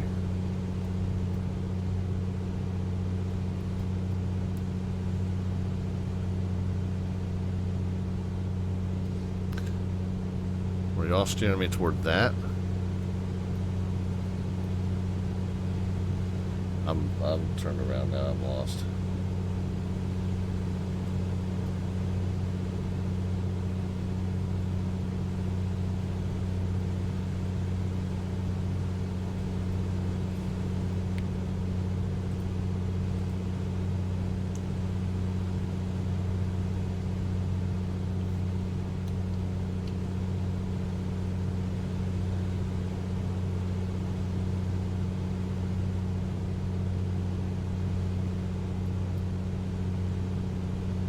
Is it this?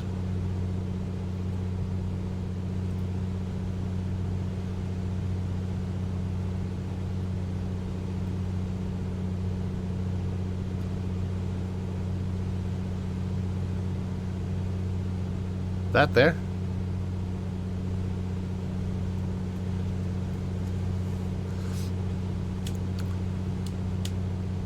Should be a 17 and a 3.5 orientation.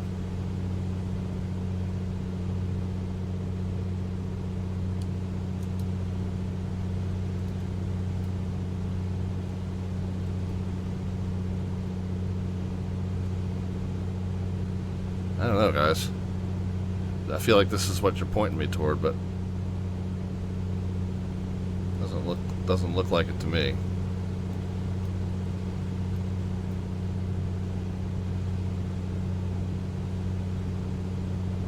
Like that? That can't be.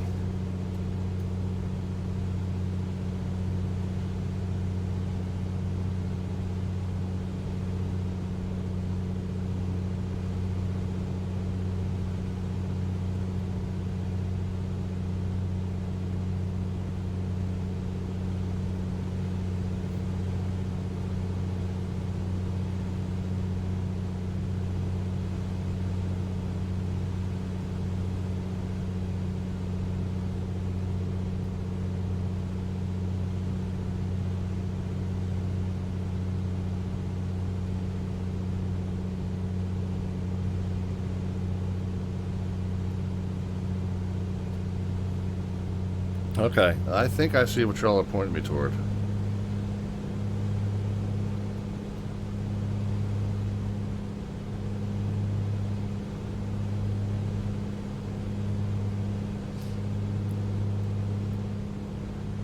So it is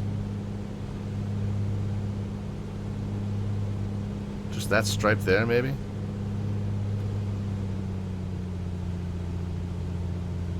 Oh, wait a minute. Is it this?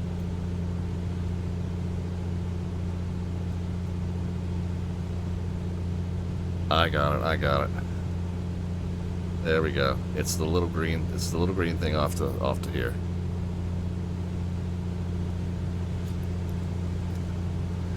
Chicken strip traffic, Comanche 514 Delta Victor's overflying the field to the south. And we're going to set up for an arrival on the northbound runway. Chicken strip.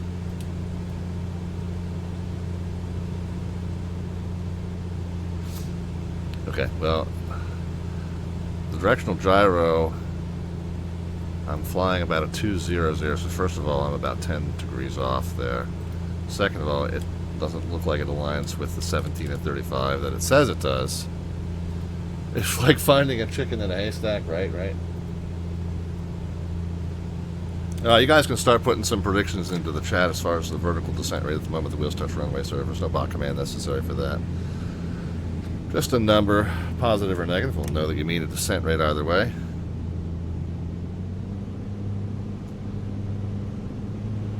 And the closest predictor gets an automatic entry into our monthly landing rate raffle. Let's not over torque there.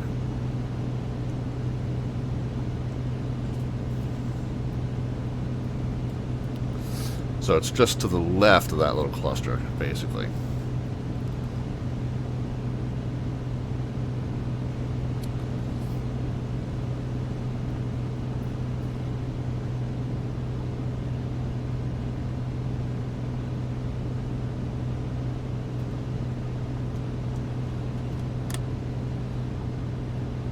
Chicken strip traffic, Comanche 514 Delta Victor's left downwind the left base for the northbound runway chicken strip.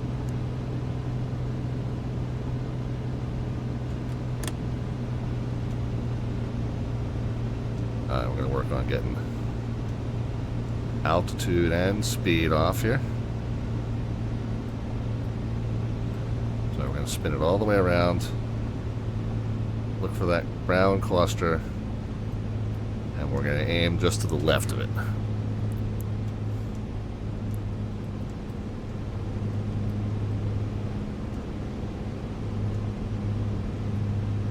There's it.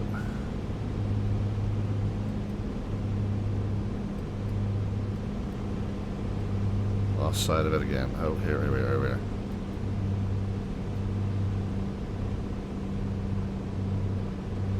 Is it that?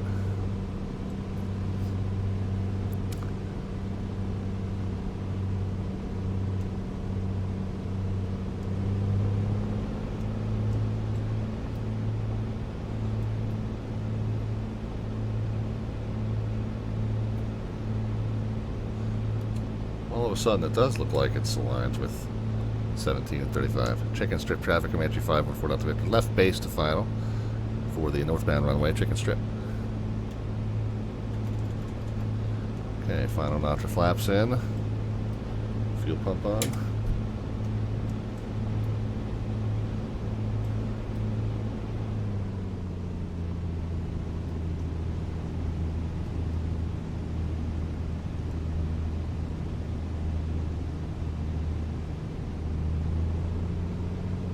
Okay, yeah, it's more aligned than I thought.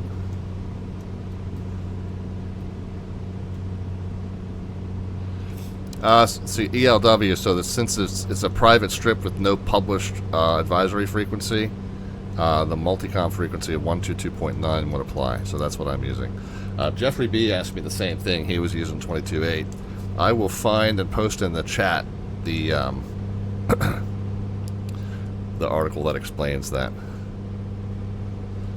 It's tricky. It's not real well known, but anything that doesn't have a published advisory frequency, the VATSIMism, and it's somewhat aligned with real world practice, but the VATSIMism is 22.9er for that. And I know that's confusing because VATSIM's default has been 22.8 forever.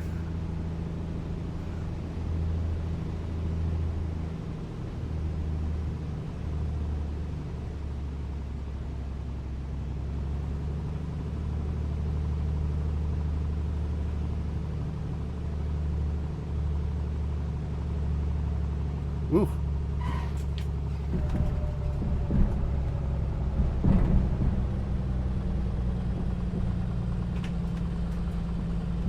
Narrow.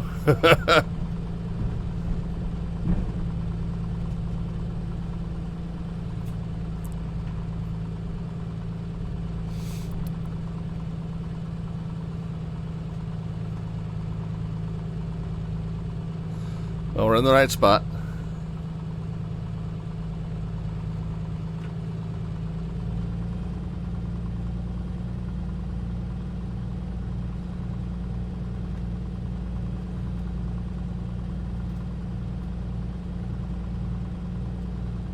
Snelling Valley, Warm Spring traffic, Bonanza, November 114 Hotel Foxtrot is a Bonanza about 2 miles from the field to the southwest or southeast. I'm going to be looking to do coming in a right base runway 34.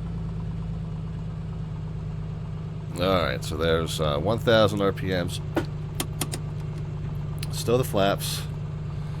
Let's get the mix leaned out. Right to the point where it drops. Strobe, landing, pitot, and fuel. And I think I stowed the flaps. Okay. So, yeah, first of all, let me get the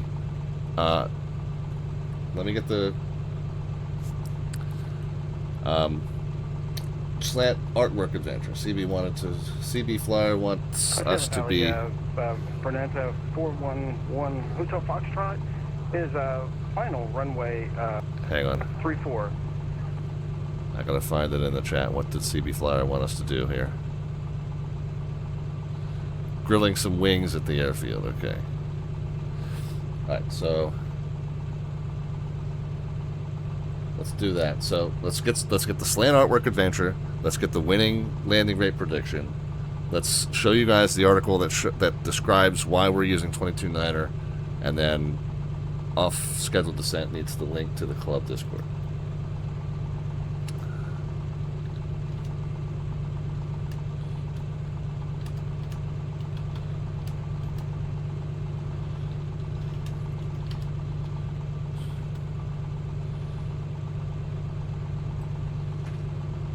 Okay, so CB Flyer. Your request is now in.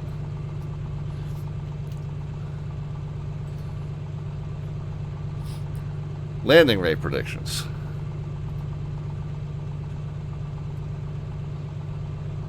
Yeah, I kind of had to hustle it down a little bit, but I don't feel like I did terribly. 95 is the number that registered. Pretty narrow. We were a little bit over to the left, but overall I didn't feel too bad about it. 95 is what came down. You guys showed 33, 43, 42, 88. Looks like that 88 is going to win it, ELW.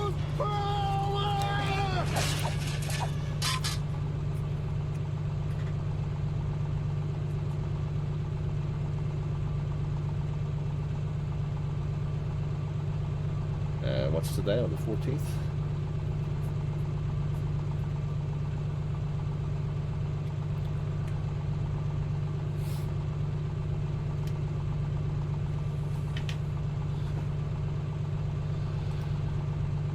Alright, hilariously,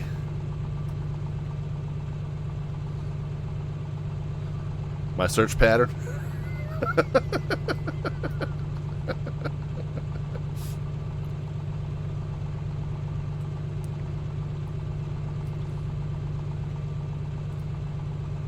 Alright.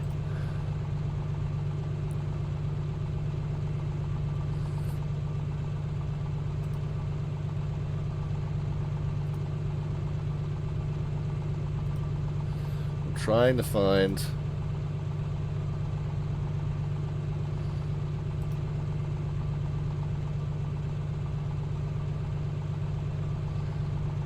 okay.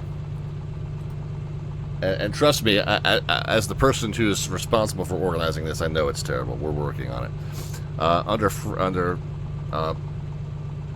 Pilot Training and the Learning Center, MyVATSIM.net Learning Center. Frequently asked questions, CTAF trial. So yeah, first of all, we need to update the article. It's no longer technically in trial. Special cases is what you want to look at. I said special cases is what you want to look at. There we go. Special cases in the U.S. The below list is not all encompassing, but some of the more common special cases. So this is the piece right here. That USA has many non-towered airports across the U.S. Many of these airports are small private airstrips or in remote locations. These small airports will not always have a CTAF designated for them on charge publications. In such cases, the multicom frequency 122.9er is used as the CTAF. So that's what I was relying upon in order to be saying that I was using 22.9er rather than 22.8. Yes, I know this is buried. Yes, I know this is not a common case. Those of us, I think, in these general aviation circles where we do a lot of bush-style flying and we do a lot of trips to private strips that don't have published frequencies. You know, we do the river run streams. We go up the river. We land with all these little private strips. I think it comes up more in my stream than it comes up in the general VATSIM population. But this is where I'm getting that information, so that's why I've been using 122.9er every time we've been in the U.S. going somewhere that doesn't have a frequency. Yeah, so all schedules. Yeah, that was a tough one. At least you found it with so many backseat flyers. You weren't the worst off schedule. ChatGPT was the worst. No, I'm just kidding. I mean, I was pretty sure I was in the right ballpark. But the specific location, I definitely would not have spotted this without the help. So while I was a bit frustrated, it became navigation by committee, and I apologize if I got short with anybody. I do appreciate that we eventually did come together to find it and get here. So all good, friends. We're all still friends. We're all still friends, except the one guy that the chatbot called out for using the S word. He never came back after that. I was hoping that he understood that it was a 2-minute timeout. I was going to try and unban him if I could. I was a little busy, but the 2-minute timeout's long over, and he disappeared. So, oh well. Apologies for that. Look, it's not personal. I just keep the language family friendly, and you're more than welcome to come back into the chat at this point. Just watch the words. All right.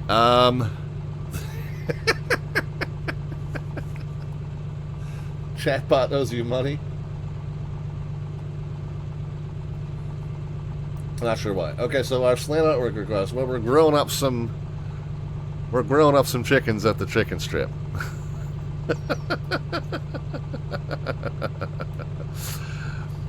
I love how I said, let's depict some pilots. And it's depicting them all holding beers.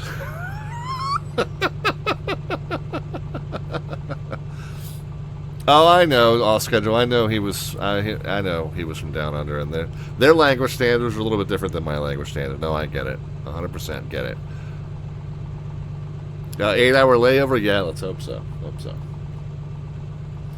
I mean, oops. Am I right?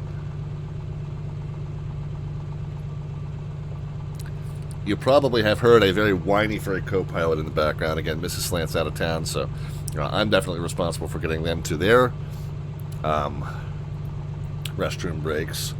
So let me go ahead and get us to external view in case anybody else makes it. I know that there's not a lot of parking space here. I have no idea whether these rocks are collidable objects. I hope that they're not. But I hope that I'm out of the way for anybody else who wants to come in. Looks like there's somebody flying overhead right now. But we're going to leave that as the view here for a little bit. And I was really looking forward to hearing his response to my flying bus comment, says All Schedule, right? Yeah, likewise. Anyway, all good. Let me get a break out of the cockpit, get the furry co-pilots up and running, and go on a restroom break. And I'll take a little liquid recycling break myself. And then the rest of our itinerary. So this was the plot to find the location. Let me bring in. Fortunately, I copied and pasted my overall itinerary. So my goal in leaving here, and again we'll probably have to cross the ridge more like this. My goal in leaving here is southeast, hop the ridge, come up down over here over Owens Lake, and then southwest of the China Lake restricted airspace, and then wind our way up into this valley, and then I'm hoping to end the night at Kern Valley, Lima 05, for the evening.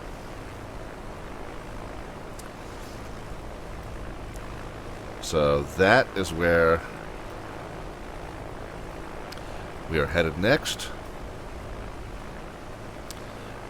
And we'll get back to it in just a few. Just have a little bit of patience, and we'll be back with you in a little bit. Lots of flying left to do here on the Slant Alpha Adventures channel.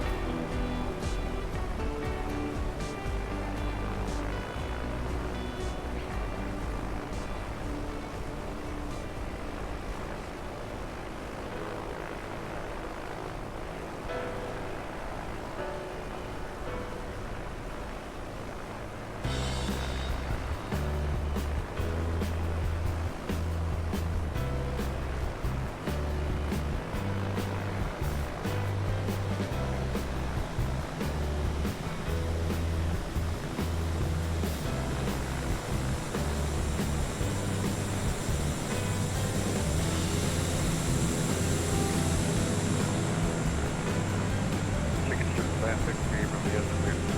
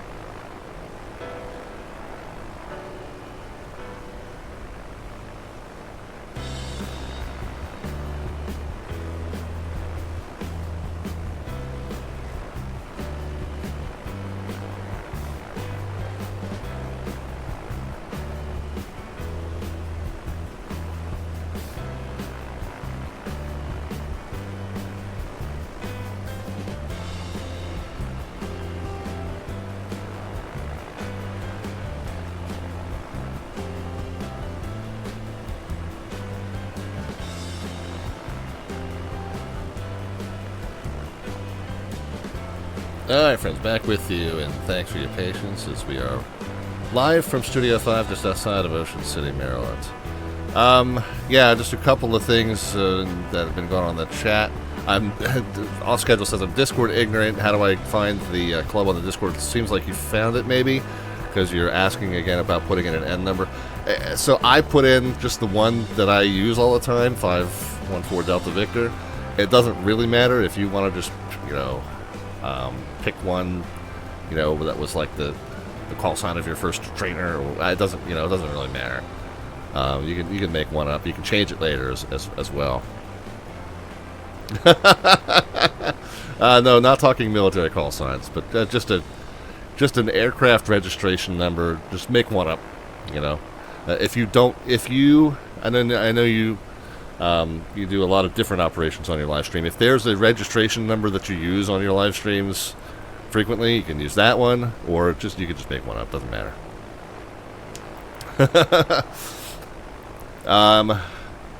Ruby the Juice asks about a event in VATUSA today. So VATUSA.net, pilot tools, events calendar. 14th is wide open, so nothing going on except for just a whole bunch of people with nothing better to do on a Saturday. God bless them.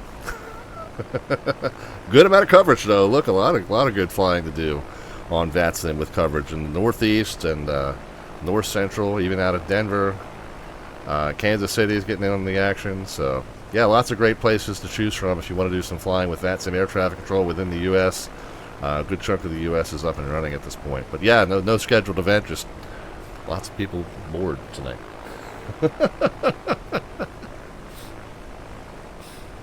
Sorry, I'm Australian. I use bad language. I hear you, man. Yeah. No, it was just a 2-minute timeout, and I do apologize for that. I do keep the language family friendly. VATSIM, until very recently, allowed members as young as 13. That's been changed to 16, but we still kind of keep the language family friendly within VATSIM. I am, at this point, an official spokesperson for VATSIM, although I don't always relish that job.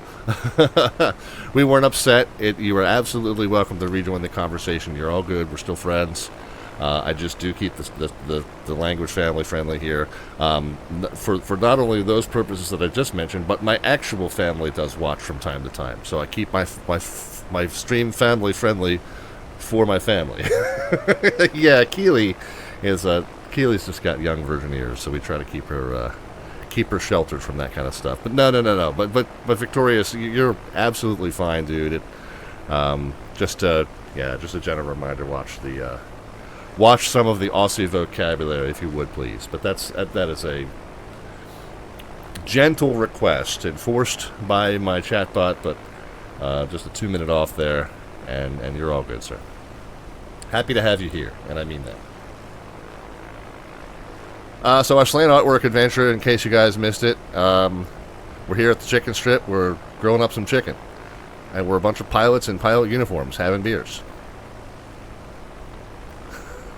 I didn't make the choice. ChatGPT made the choice.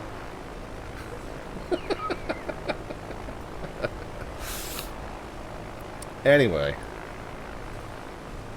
we are continuing. We're going to take off from, and I don't know if this plot is exactly, I feel like the plot might be over here somewhere. That's just a guess, though. But we're going to take off. We're going to head southeast. I think we're going to try and depart, maybe on a 113. And then I have a feeling we'll be kind of over this little ridge here. And then we'll try and shoot around to the eastern side of this valley here and cross approximately here. This isn't binding. We're not filing this as a flight plan. I'm not putting these GPS points into any kind of a navigation device. But just loosely based on the contours, this seems to be what I want to follow. I figured, it looked like, in terms of the crazy, challenging bush-style flying that we're doing tonight, let's keep that theme going. And we'll pass by Inyokern down here, Inyokern or Inyokern. I'm not sure how you say it, but apparently if you know, you know. But we'll make the right turn past Inyokern, and we'll follow this road through Walker Pass and up and around to the left.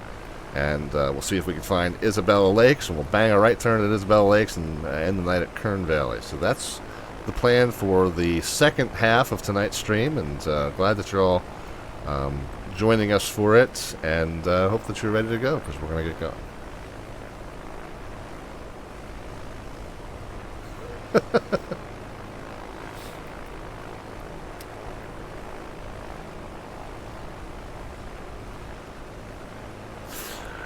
All right, very good. And then we have, if we get on VATSIM, oh, I need to mark my attendance. What? How long ago did we land?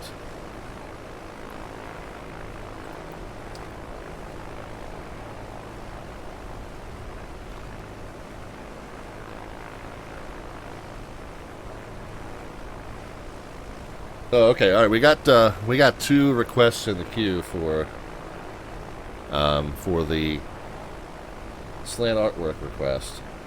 The Flyer Studios, you jumped in the queue 15 minutes ago or so. Flyer, if you're still in the chat here, go ahead with yours. And then Rob Valkyrie, I got yours as well. I saw what you said.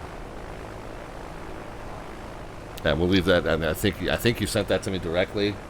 The chatbot put it in with everyone else's messages, but it looks like it's a direct message. It's a good one, so I'm going to leave that as a surprise. This is the chicken strip. Yes, it is. I think... there you go.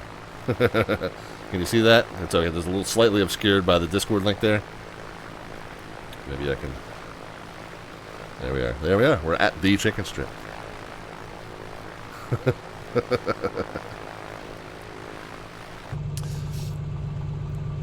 Oh my goodness, we got the raid coming in from 757. Well, hold on. I'm not even supposed to say 757 spy anymore. That's only going to take me 2 or 3 years to untrain myself from doing. So, you know, I'll work on it, but expect that I will be saying that for quite some time. And it's so funny, Spy Dave, if you're here. I considered doing a rebrand myself because I guess you eventually decided that, well, I very rarely fly the 757 anymore, so it's really not a relevant portion to my name. I find that I'm very rarely flying Slant Alpha equipment anymore, so it's less and less relevant to my name. But I feel like, you know, you and I have built up these brands over time and are known by these brand names. You obviously have a much bigger following than I do, but it feels weird to me to be considering changing my name. So Slant Alpha Adventures rarely flies Slant Alpha anymore, right?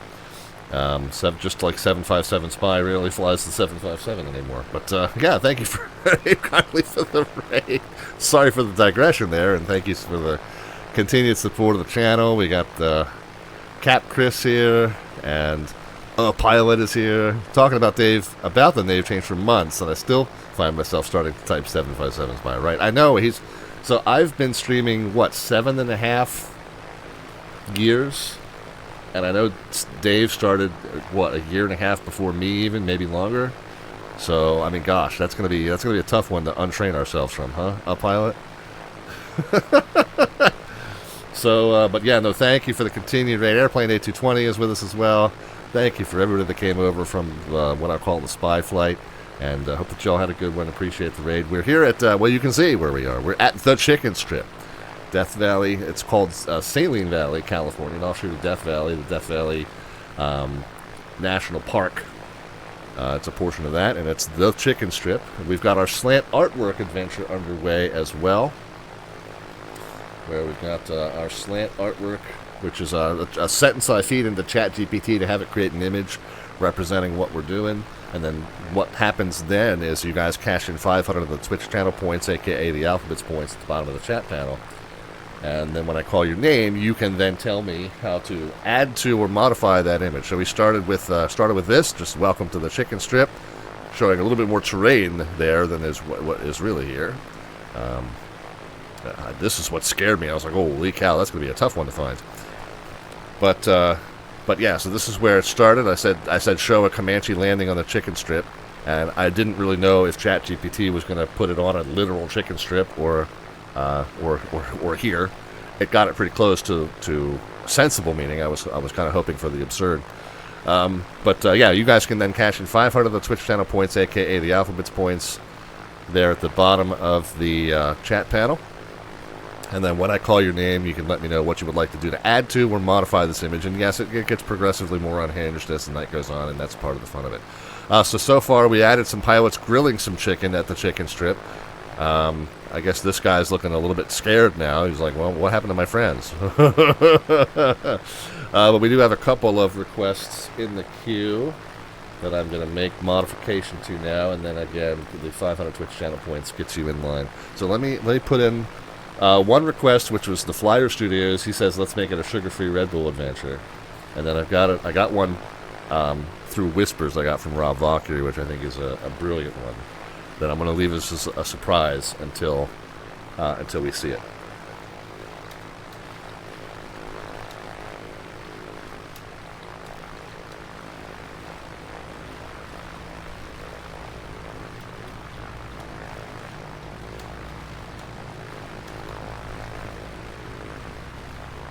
And I'm just going to do them both concurrently.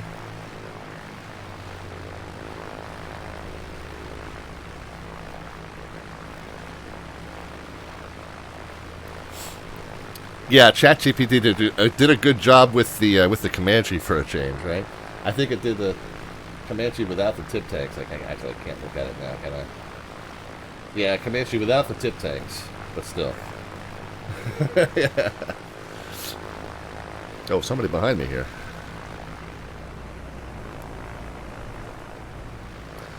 I hope these are not collidable objects, because I am going to just taxi through the little Ford Transit van to get going.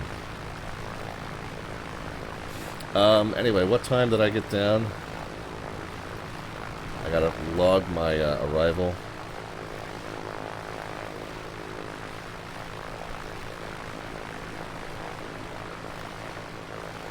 Let's see how we're doing this. 11555655. One note off from Twinkle Twinkle Little Star. So yeah, you can see our little grid search there. So what time did we touch down?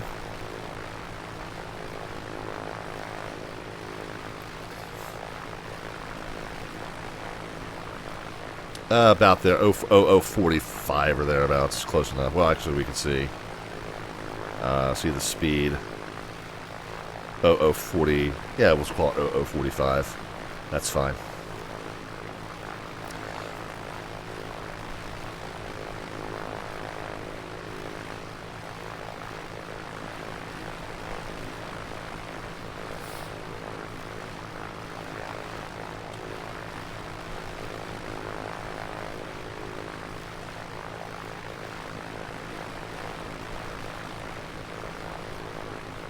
Alright, and then so let's log.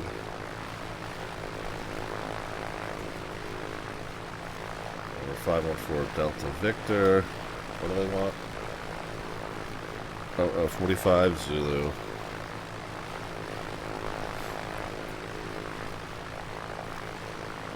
So what does he say?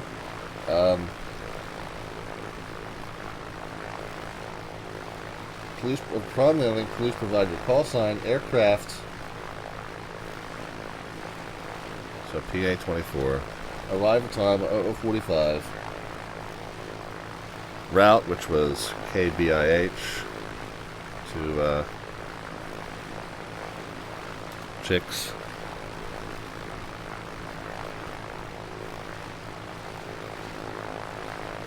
And your preferred chicken or chicken alternative. I'm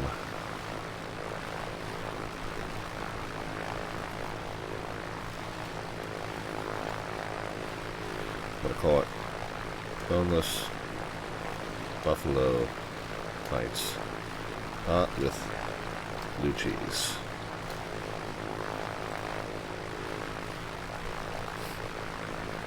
Okay, here we are. So this is, and the Virtual USA Flying Club, again, we just kind of informally log our attendance, and that's how they just kind of keep track of what events garner good participation and what events don't garner good participation.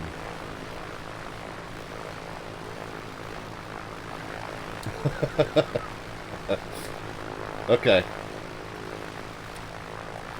So we've swapped out the beverages for Red Bull, or Red Bull-esque, okay? You know, ChatGPT's funny about copyright sometimes. So they've swapped out the drinks for a can, which is reminiscent of Red Bull. Rob Valkyrie's request was freaking brilliant. He said one of the pilots should be Foghorn Leghorn.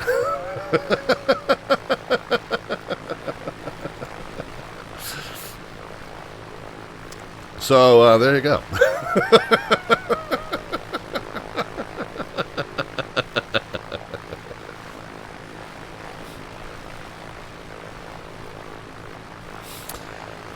Alright, anyway. So if you want to get in on that, you want to make a modification to that image, cash in 500 of the Twitch channel points, aka the Alphabets points, and then you can let me know what you'd like to do.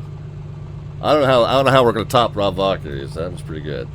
But anyway, we're going to depart out now, and we're going to head out to a 113. All right, so let's recalibrate the directional gyro. I don't think I have a reference for the field elevation, so we'll assume that's close enough.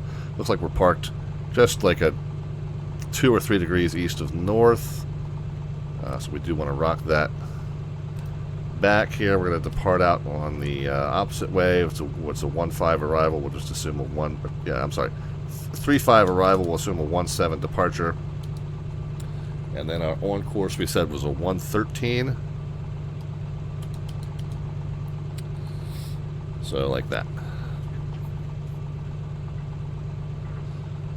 If I flip-flop the radios, I would remove the rim. Yeah, all I do is just cancel it. The radio. I don't think the radios have anything to do with that. Bothers you guys way more than it bothers me. All right, let's set flaps for departure.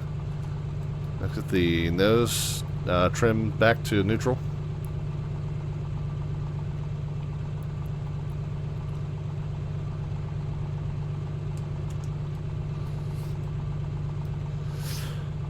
And what else we need to do? Let's get the fuel pump pitot, lights, strobes,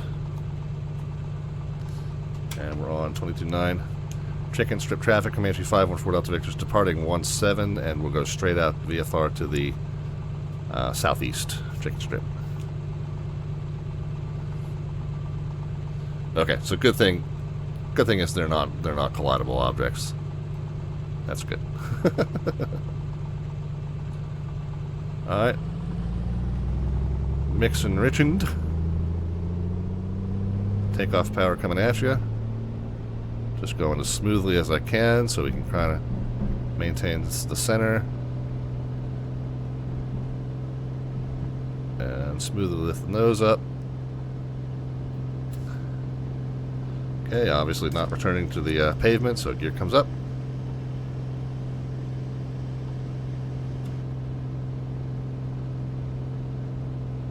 RPM's off the red line. 24 and 24.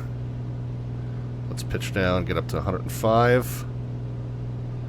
So that's our best climb. And gently get the rudder input out here. Okay, so there's 105.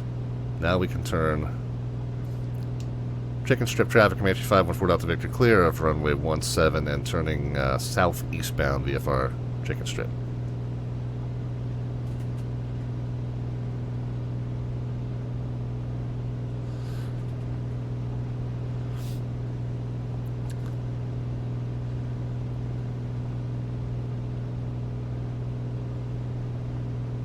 So I had said 113, and I put that in as our target on-course heading. But visually, I am just kind of pointing toward this corner of the ridge here. So it's possible. It's a little bit off because it's possible that it's not exactly where I plotted it.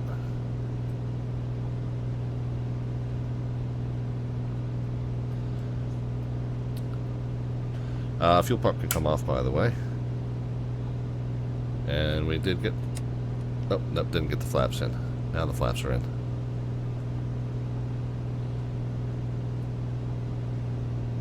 $24.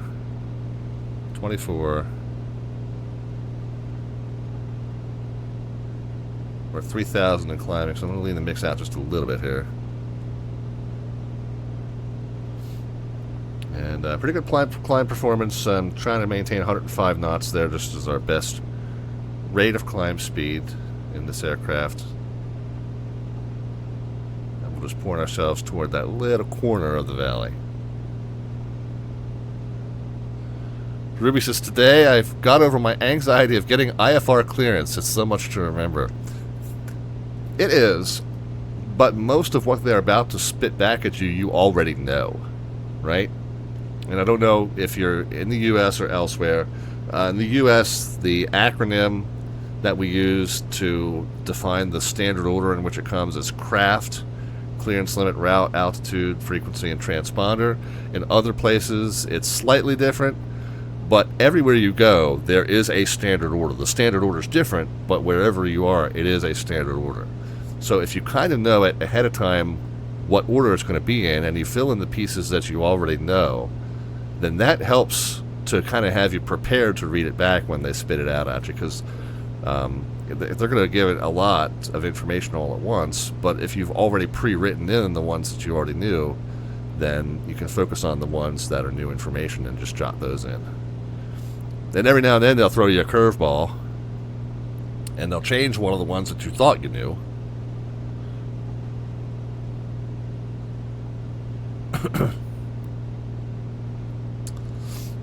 But for the most part, you can at least get a jump start on it.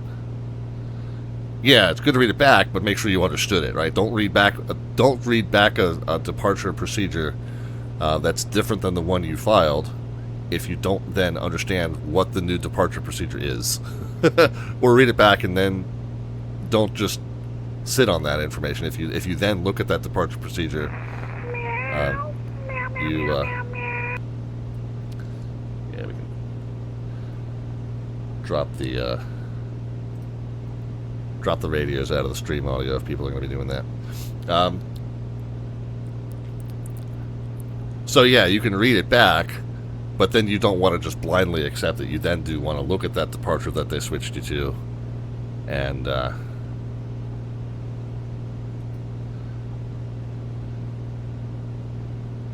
make sure you know what it says.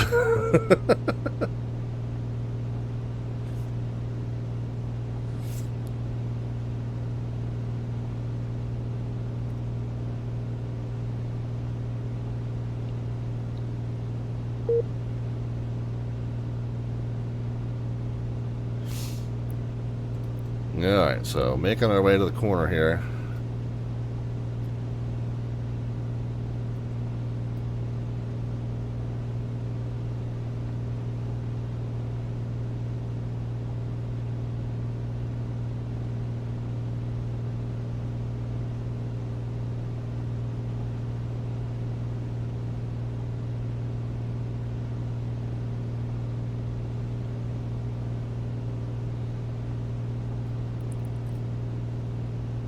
So I believe what we're headed toward is this right here, basically.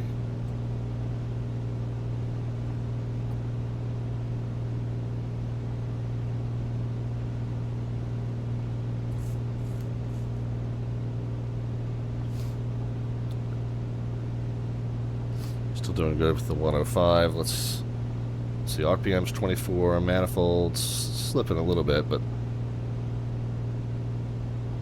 wide open as we can get it now. Just barely shy of 24. Still getting pretty good climb. Still getting 1,000 feet per minute at the 105 knots, so that's not too bad. And still got just on top of 15 gallons in each tank here. Let me run through the phone real quick.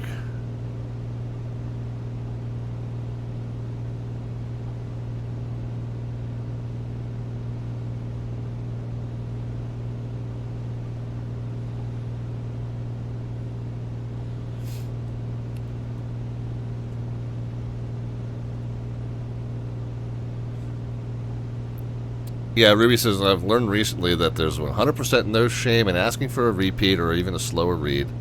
And now that I know what I should be expecting, I can get some reps in and make it second nature. Exactly, and that's the thing. It's a complex language, but the more you speak it, the more fluent you get in it. And before you realize it, it's just, you spout it off without even thinking about it. Repetition breeds familiarity.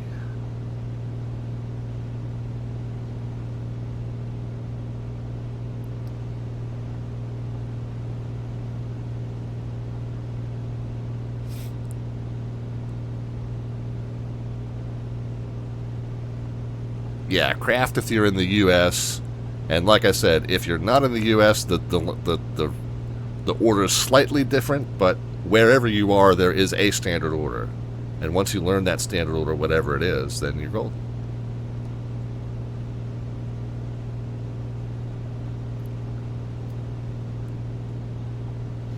Alright, I'm going to level it at 95. Hopefully we don't need too much more than that. I think once we hop this ridge, we should be okay. But then we're going to have to hop this ridge down here to the south and west, so...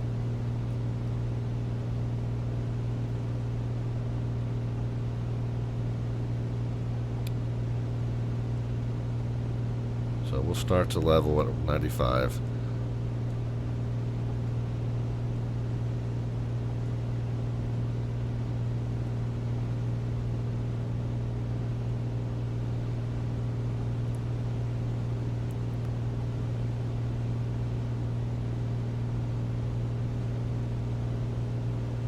Alright, lots of down trim coming in now.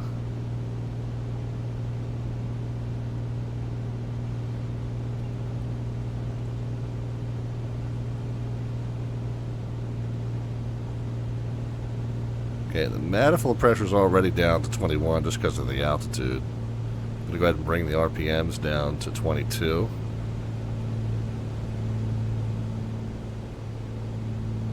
And then we'll lean the mix out just to about 14 gallons an hour.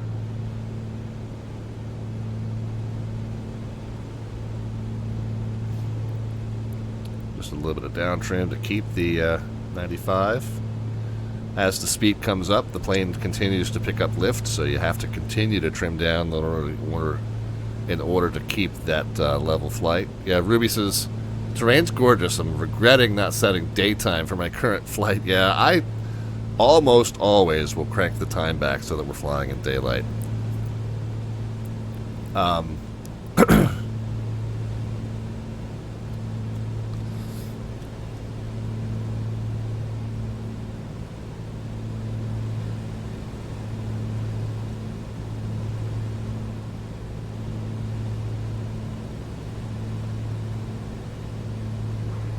Stovepipe Wells traffic.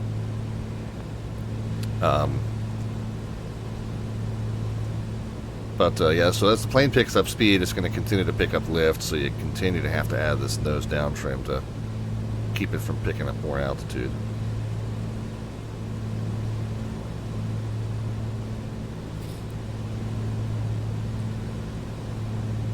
And then now that we're seeing, so are we? Well, that's, where are we?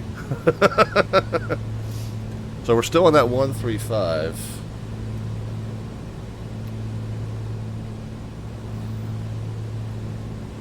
What's to our right? Second strip traffic, number 341 Sierra Whiskey, or White Black Cub, 900 miles to the south. So the larger ridge that's kind of right in front of us, I'm kind of thinking is this down here, and if that's the case, that's all within that restricted airspace associated with China Lake. So I'm going to go ahead and turn westbound now since I can.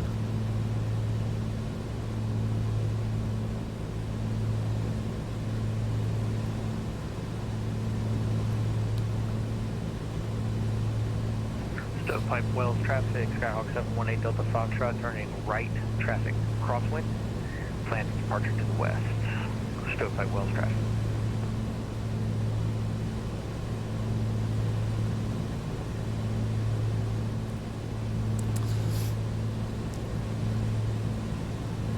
So the sooner I can get up against this ridge, the sooner I can be sure that I'm west of trying to lake their space. So we have a ridge that kind of comes down here and tapers off. And then we got another one that kind of picks up to the west of it. So is that this ridge comes down here, tapers off is here, and then another one comes up to the west of it. No, I'm not sure.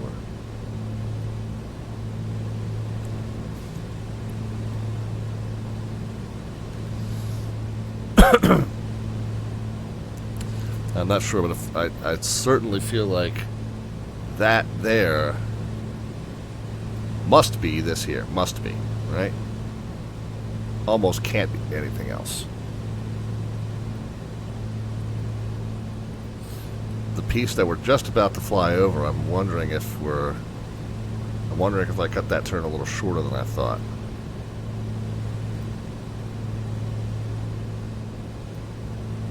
Maybe do something more like that.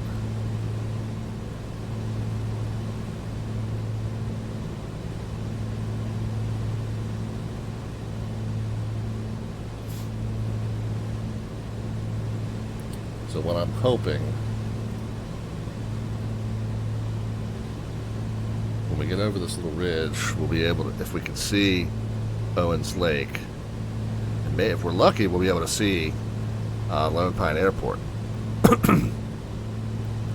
It used to be called Twin Pines until one of the pines got run over by a DeLorean. Departing runway 23, VFR departure to the southwest. Great Scott!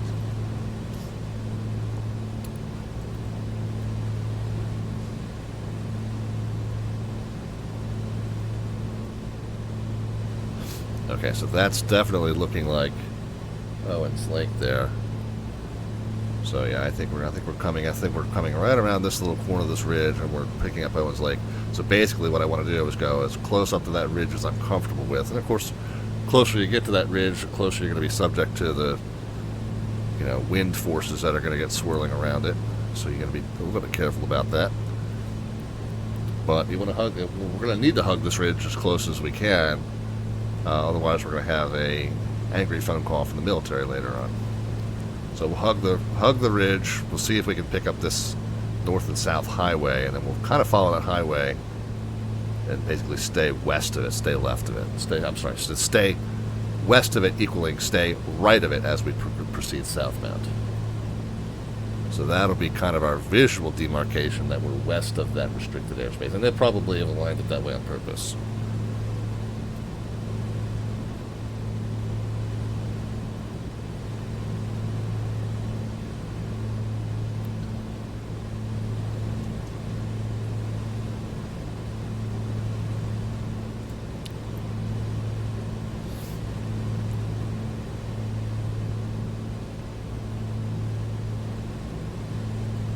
Okay, 22. Manifold's as close to 22 as we can get it. 14 gallons an hour. We'll click the reset button just because some of our friends in the chat hate the flashing red. Plenty of fuel. So we burn 14 gallons an hour on average. So if we got 15 in each tank, that's 2 hours of fuel remaining. Easy math there.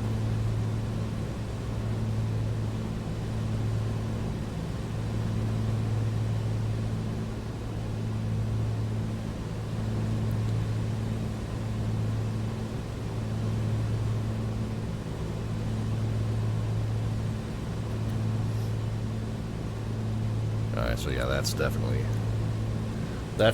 Owens Lake. There's nothing of that size that we could be mistaking it for, I don't think.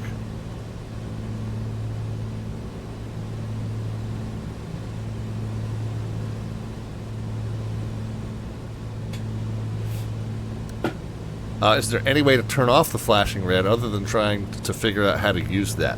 I presume, Frankie,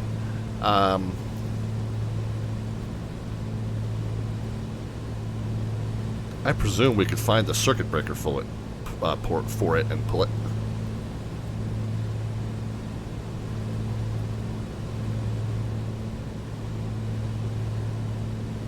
Nav and instrument lights and fuel. So, alright, so I don't want to pull...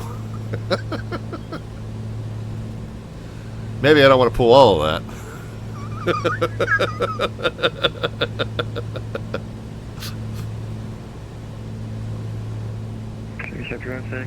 Number 10 Whiskey, return miles to the south. It was a thought, For please. the straight in 35 full stop. That's a good trip.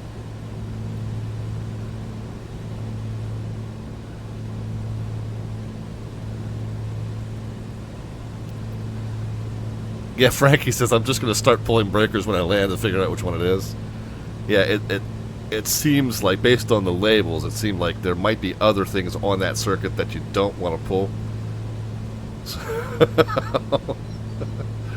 So yeah, on the ground might be the best place to try that. Although if you pull something you need, you should be able to push it just right back in, I guess. Hopefully.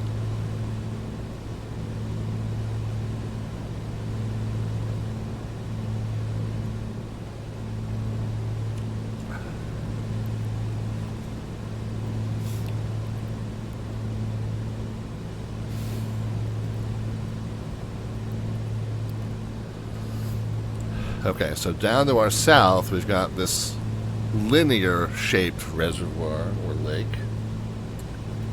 Yeah, so that is most certainly, and I'm going to take a stab at the pronunciation, the North Highway.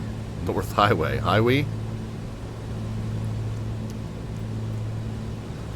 North Highway is this thing, probably. North Highway is the water.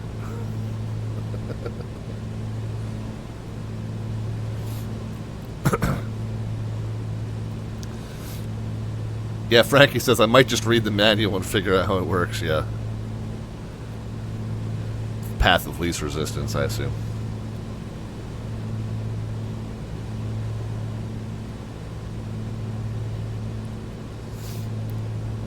Okay, so we can see that highway that comes down. The highway comes west of Owens Lake, west of these two reservoirs. And if we stay to the left of the highway, which we kind of want to do anyway, like when you're following a highway, a lot of times it's just easier to keep it out the left side, first of all, because in the U.S. we're used to driving on the right side of the road anyway. But secondly, it's just, you got better visibility coming down the pilot's side of the airplane as to, you know, whether you're still following it. So stay to the right is kind of just the thing.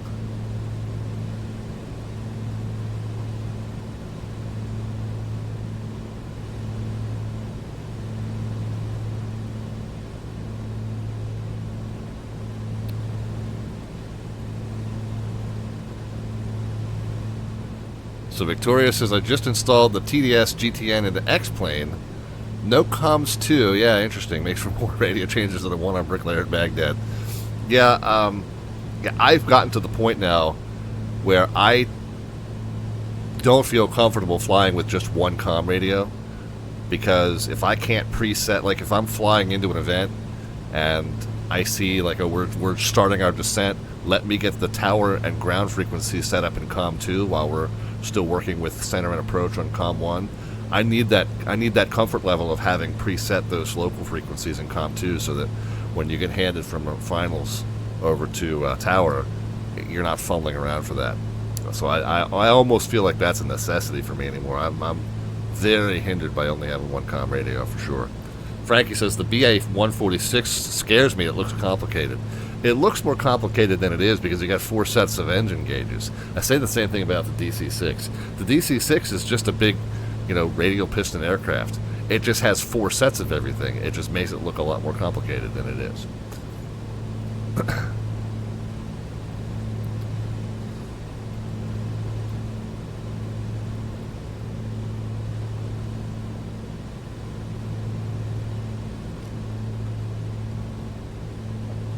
The beauty of the BA-146. It's an entirely different kind of flying altogether. It's an entirely different kind of flying. The beauty of the BA-146 is it's, even though it's 4 engines, it's 4 minuscule engines. So if you lose one, really not that big a deal. You know, get one of one of your passengers to grab a safety card and just flap it out the back like that. You know, and then you're in any front.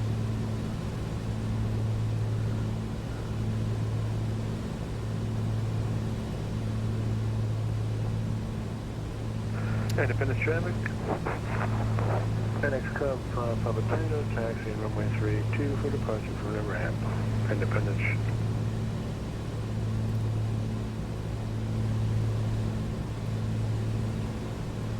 Alright, so we're tracking down the highway. If life was a highway, I would want to follow it all night long. Here are the two we're tracking the highway and the highway. I feel silly saying it. North Highway and South Highway.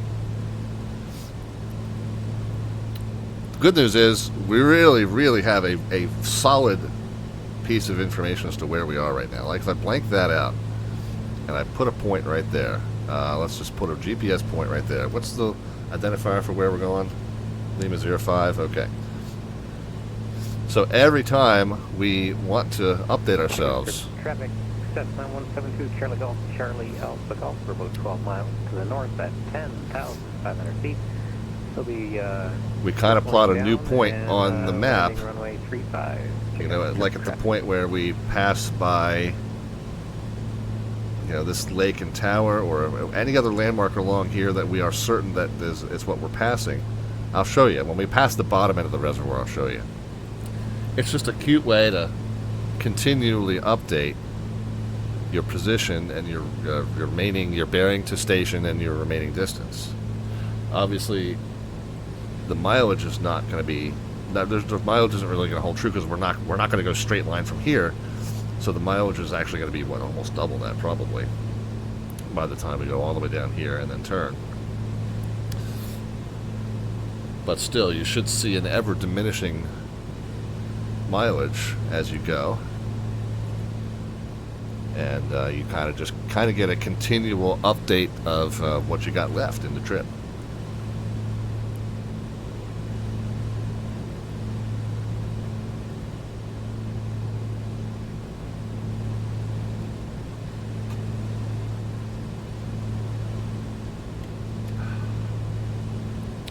The bad thing right now is I should be more like 8,500. No, I should be at 9,500 or 7,500, really. I guess we're slightly east of south.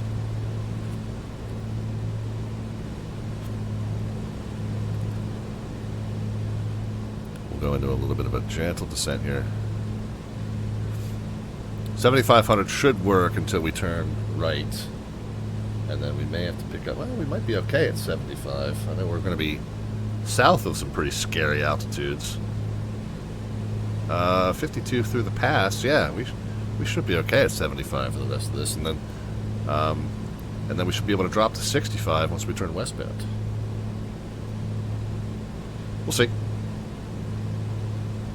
If I end up wrong, we climb again. Good thing about aircraft is they can do that.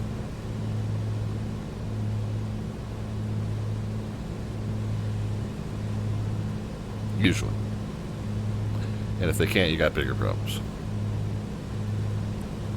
Alright, so we're passing the south end of the reservoir, so I'll show you what I was kind of alluding to here. This is going to be a trivial example because we won't have gone very far. But let's say, well, we know we're just east of the highway, just south of the southern tip. Let's just add a GPS point that represents that. Well, now we've got, 210 as our bearing to station at 32 miles. And of course, like I said, that's not going to... And ticket strip traffic. That's not going to hold exactly true because we're not going to be taking anything close to a direct path.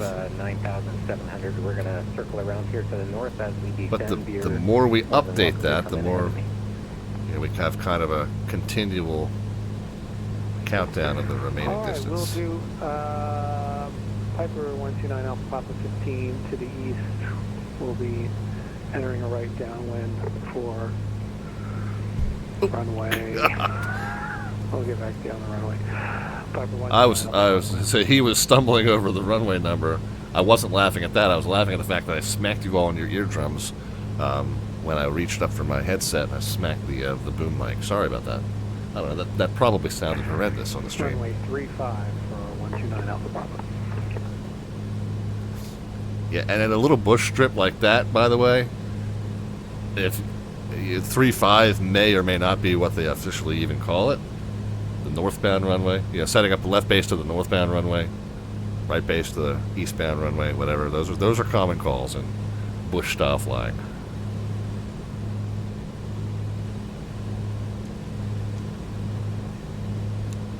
I mean, we've gone to some of these little strips in bush league events or river run streams. We've gone to some of those little private strips where they literally list it in the airport directory as runway E for east, runway W for west.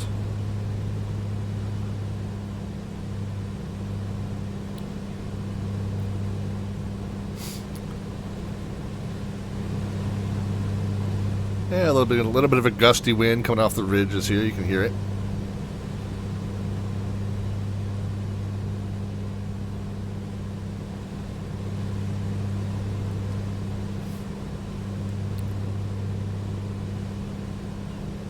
So we're kind of descending through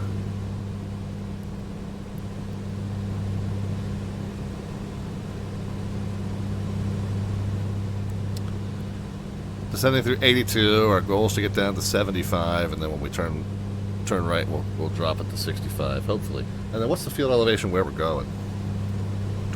26, yeah. So if we stay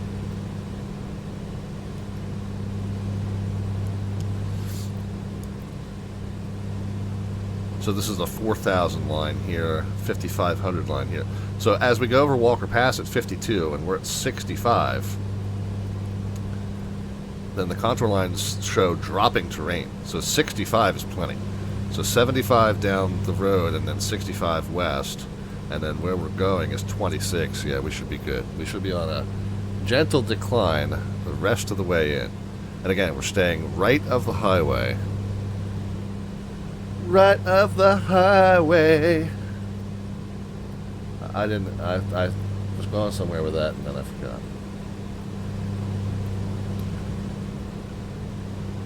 Basically just avoiding what do they say? How do they say it in Star Wars? We wish to avoid any Imperial entanglements, right?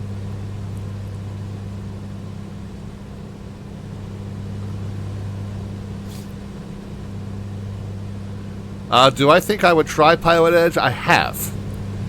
It's not for me. The reason I say that is because they make a big deal of the fact that that they simulate every single frequency. So on Pilot Edge, you are supposed to check in with a clearance frequency and then switch to ground and then switch to tower and then switch to departure and then switch to center. And they're all on different frequencies, and you're supposed to switch as you go, just as you would in the real world. And on VATSIM, you only do that if it's fully staffed. On Pilot Edge, you do that all the time because they're simulating real-world staffing. However, it kills me, the immersion kills me, the fact that you're talking to the same dude on every frequency. So it's just like, what's the point? You know, and I get that it's training the process for you to do it for real. Pilot Edge is positioned more as we do it more realistically so you can practice for real world. But when the end result is every time I turn a knob, I'm talking to the same idiot. You know, it's just like, why am I paying for this? I'm paying for the privilege of less immersion than I get on VATSIM when it's actually different people. And then the other thing is the geographic limitation of it only being NorCal and SoCal. And then I guess they have some sort of like secondary coverage west of the Mississippi, but it's not all the way down to the ground or something like that. It's convoluted, but it's limited, right? It's limited to a certain geographic area, and so that's all well and good, and it's for what it is. If it helps you because it's more aligned with your simming goals, it's a great service. And I know I was talking with Keith when Keith was the Los Angeles Air TCC air traffic manager on VATSIM, and he was dreaming up the service and was kind of bouncing ideas off of people to see, like, hey, do you think this would be viable? Do you think people would pay for this? And I was one of the ones that he solicited an opinion from. And I told him at the time, I said, I think the big selling point is the guaranteed coverage. The fact that you know, yes, you're paying a reasonable monthly fee, and you know you're going to have coverage from this time to this time every day. So that, I think, would sell it to a VATSIM user. And then the things he was talking about with every single frequency being simulated, that's more of a marketing tool for real-world pilots who want that rote procedure, right? I don't know if you remember me by name. I think he and I have talked since. I think he's kind of caught on that since he and I talked about that, I've worked my way up through VATSIM's ranks. And, of course, now I have the live stream. People know me for that. So Keith kind of vaguely knows who I am, and we've talked. But yeah, it just Pilot Edge doesn't hit for me the goals of what my main focus in simming is. Nothing wrong with it. It's a great service. Keith's a good guy. That chicken strip right now with their strobes on. Otherwise, I have no idea where it is. Piper 9 Alpha Papa.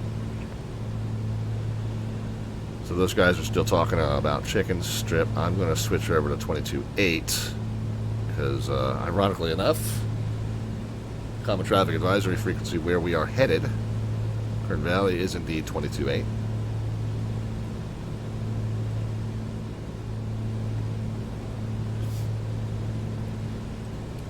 Now, where are we now? Let's see if I can plot an updated point. So we're following. I'll tell you what. First of all, before I attempt to plot where I am, let me steer a 170 exactly on my directional gyro. Now, how is that matching up here? We're only 5 degrees off, but that's okay. We'll just rock that back 5 degrees. Okay, but we're at a point where we're tracking a 165, and then the road's going to start suddenly bending to the right. Where is that? Is that here? Are we that far down?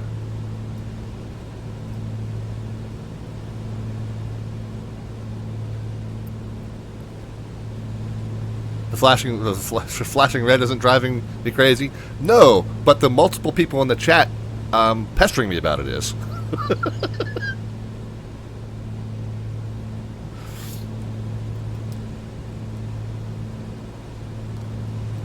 Right, but this is what we're really looking for. This will be an unmistakable landmark, right? In Yokern Airport.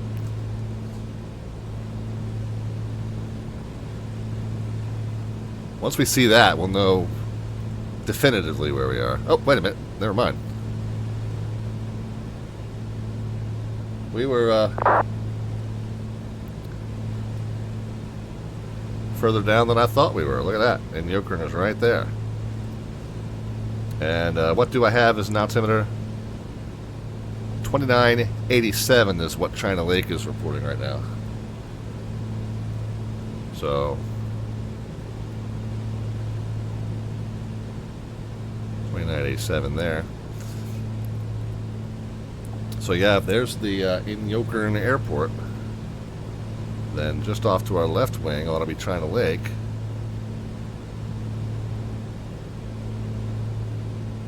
Here we are. NAWS. National.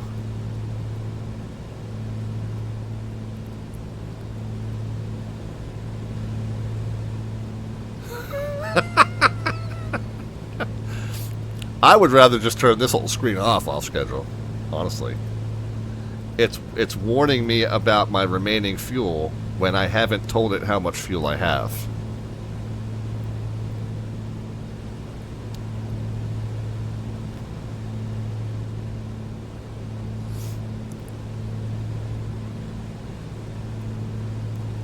So what we want to do now is another 5 miles and then a right turn. Gonna just pass the bottom end of in Yokern.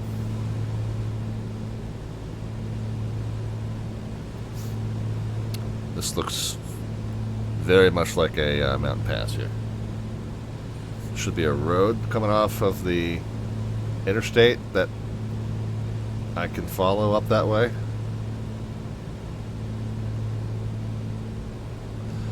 I don't see the road. The road's kind of what I want to follow. I want to make sure that I'm following a road.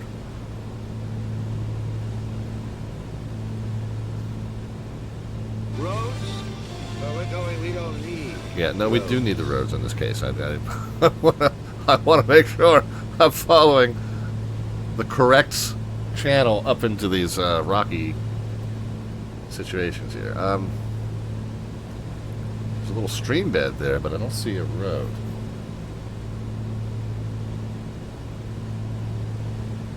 I guess that's a road.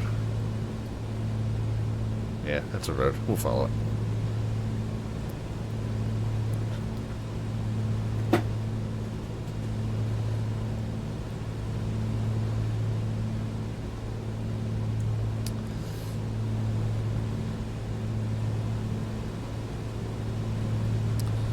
Yeah, off schedule's like comparing me to the guys who leave the master caution light on all the time. Yeah, Dorkwing says just put a piece of black tape over it. I would, Dorkwing, except when I pan the view, it moves.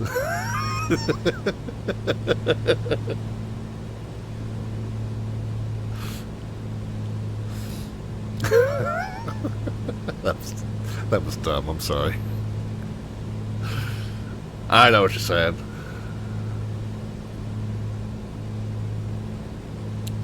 Wife will come home, she'll be like, why is there black tape all over your monitor?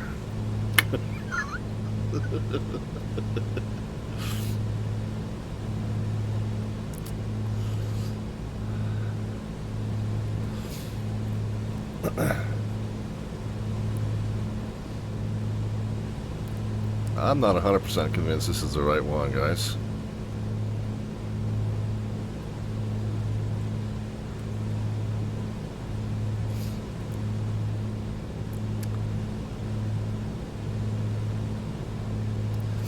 There should be kind of a distinctive valley that makes almost a 90-degree left turn here. Maybe.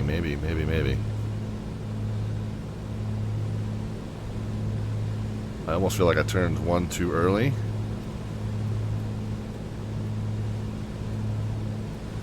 Yeah, but we were only supposed to go 5 miles past.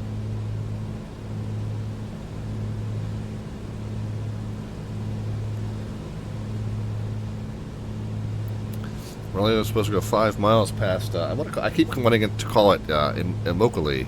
That's in Florida. I know where that is. That's extreme southern Florida. I've actually been there. But in Yokern. I wonder, actually, it's probably a related name. In Yokern and Kern Valley, they're probably derived from the same name, I would think, possibly. I mean, maybe coincidental, but seems logical, right?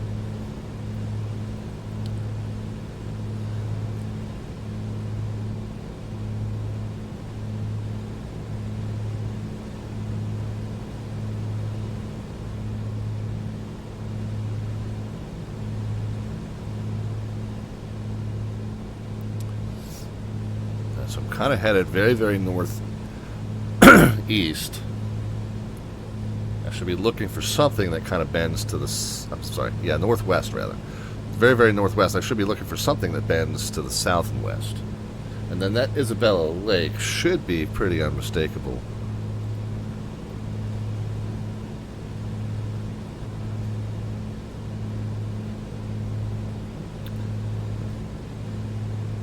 I wonder if I turned just a little bit too early, and then now I'm in this valley.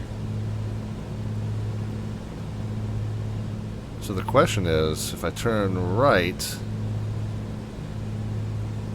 or if I make a 90-degree left turn here, then I'm headed more like west or southwest, and that probably is Lake Isabella right there.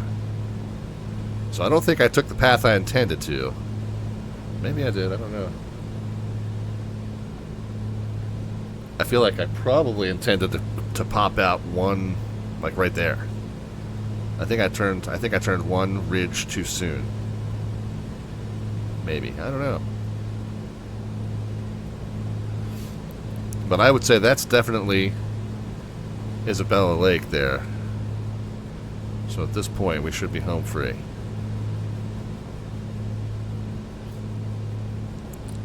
Kern Valley. Come on, come on, come on, come on.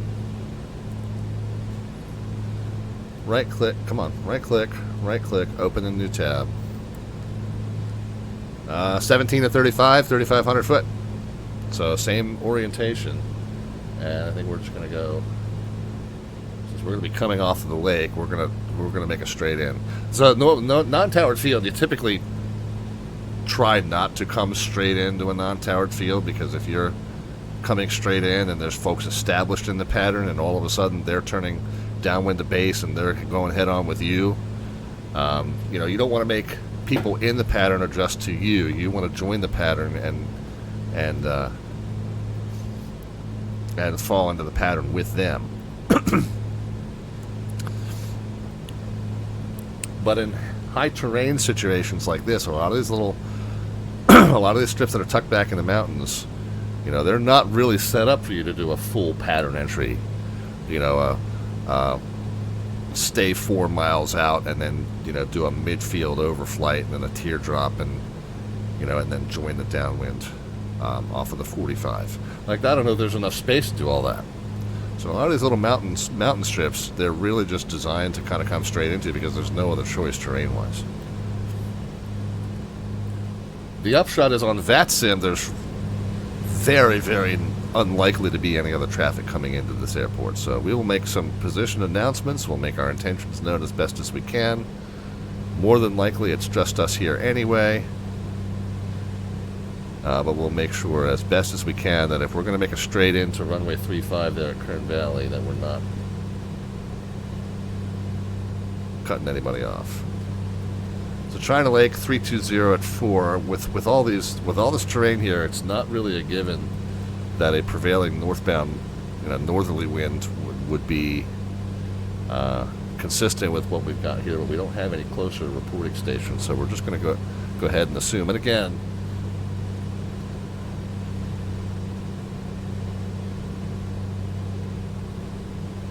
so the chart does say it's a right pattern to 17, and terrain-wise, it makes sense, right? If you're coming 35, you'd come straight in off the lake. 17, you come off the lake, right turn, right turn.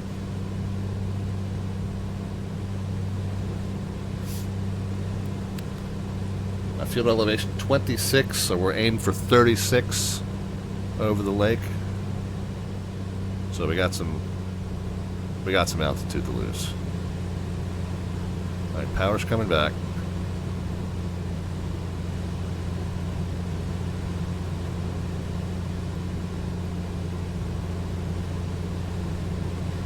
Fuel pump's on early, but we'll go ahead and get it on since we're over top of the lake almost.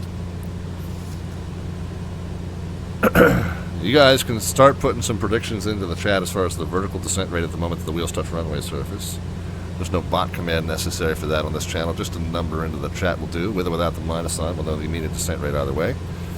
And the closest predictor, we're getting an automatic entry into our monthly landing rate raffle. I don't think our schedule has a specific date for the March drawing, but we'll do it toward you know, one of the days toward the end of the month of March.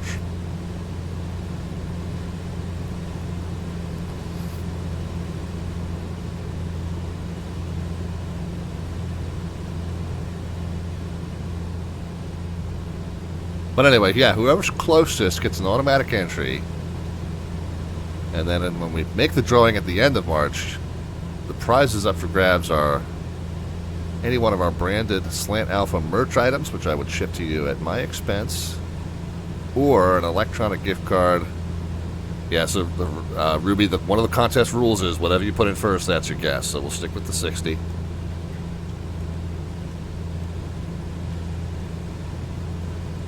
We'll see. Maybe I can get down there.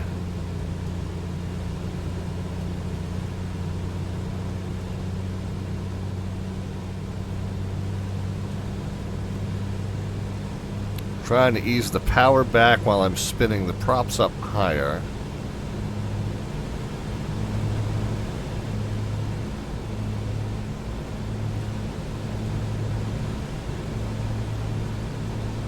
So the faster we're basically, we're downshifting the truck as we go down the hill, right? We're getting into a a lower gear, which gets you higher RPMs, but that doesn't mean we're increasing power. Matter of fact, we're off the gas, downshifting the truck. RPMs come up, but power's not being added.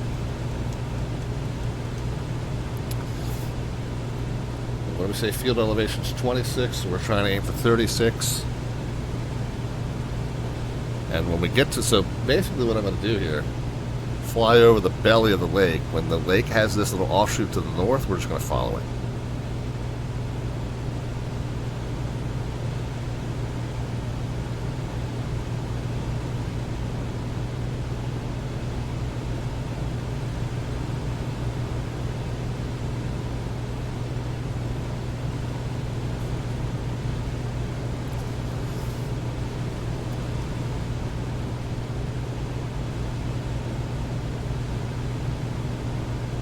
At 150,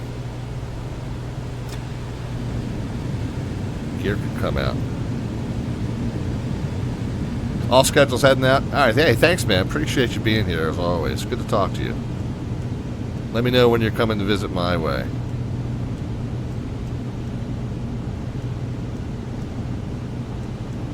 I think it's my turn to pick up the lunch tab, so let me know.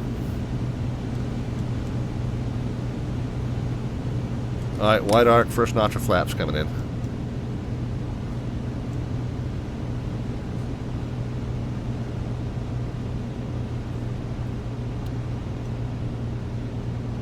And we'll put a little bit of a mix back in. I'm not going to go full rich just because we're still at 4,000, 2,600 field elevation. And so we're at 41. We don't want to go really any lower than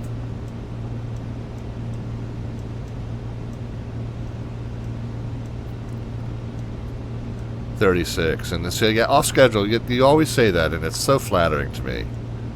You know, I missed my opportunity. We'll say it that way. I missed my opportunity to do this for real. And that, you know, that may or may not be a permanent thing, but for right now, we'll say I've missed my opportunity, missed the window. But I pursue the hobby pretty relentlessly from a sim standpoint, and off schedule is always said with the plethora of real world service, both militarily and commercially, that he has. He's always very complimentary about the things we do here, and I truly know you've been a great friend, and the words you say are very flattering. I've learned a great deal from you and the resources you've provided me, helping me with some of the other planes that I fly. And just your presence and your reassurance and your insights, very much appreciated, but certainly the kind words about what we do. And I definitely do intentionally water down some stuff on purpose, right? There's stuff I gloss over just because I'm a sim pilot, and you know, and I don't worry myself with some of the details that obviously in the real world you want to worry about. Like, oh, I don't know, flashing warnings. But no, I truly appreciate the kind words that you continue to provide. We're going to leave the power right here, about 100 miles an hour. And yes, it is in this gauge is in mph, not knots. Just FYI, in case anyone cares. We're going to leave it right around 100 as we track in. But it looks like as we hit the offshoot, it should be just ahead to the right. So we should be looking at it right up there somewhere. Is that the strip there? It's kind of hard to see. Yeah, I think that's the strip there.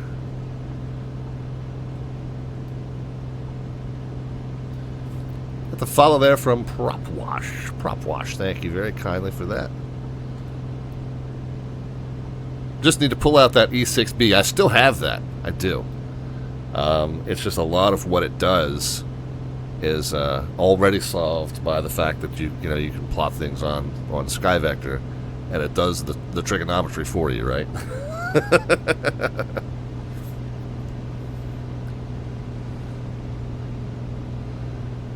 Oh, you guys know each other. Very cool, very cool. Well, nice to make both of your acquaintance, by the way. Go ahead and get those numbers into the chat, by the way. Number into the chat representing the feet per minute at the moment the wheels touch runway surface. Just a prediction, no bot command necessary, just a number with or without the minus sign. We know you mean a descent rate either way. Closest predictor gets an automatic entry into our monthly landing rate raffle. You can pick up some Slant Alpha merch or a electronic gift card at Amazon or xplane.org store or simmarket.com. So getting closest today gets you the entry, and then toward the end of the month we'll pull the winner. Kern Valley traffic, Comanche 514 Delta Vic is about 3 miles south and west. We're going to enter left base for runway 35, full stop, Kern Valley. So yeah, kind of shunt over to the east side of the water.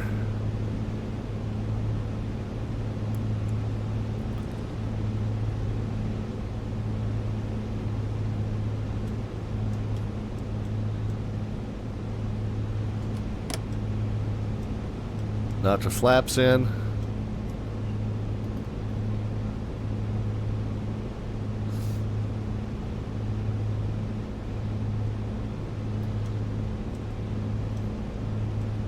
And then, is that first or second? I think that might be second. There's our final notch. Kern Valley traffic, Comanche 514 Delta Victor's left base to final, runway 35, full stop, Kern Valley.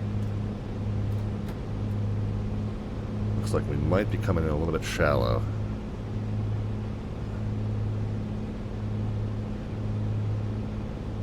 I think we're okay.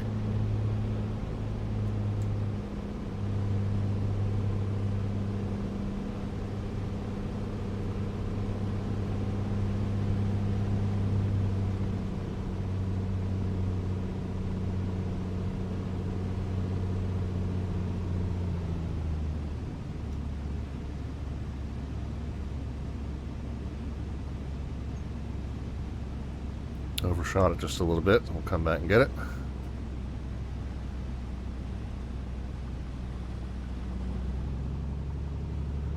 A little bit of a left to right, maybe.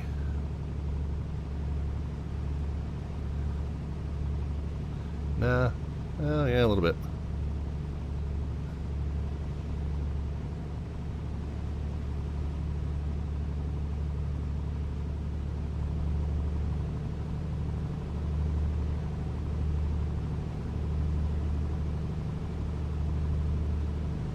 Yeah, definitely. Look at the windsock.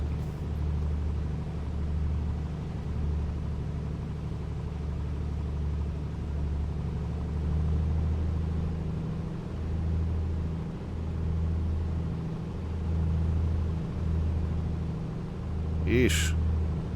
Bad crosswind.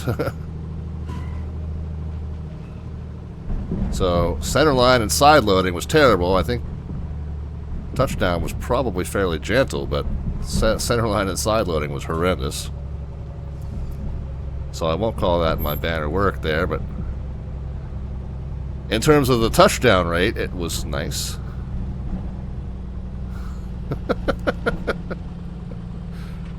You know, hey, take your wins where we can get them.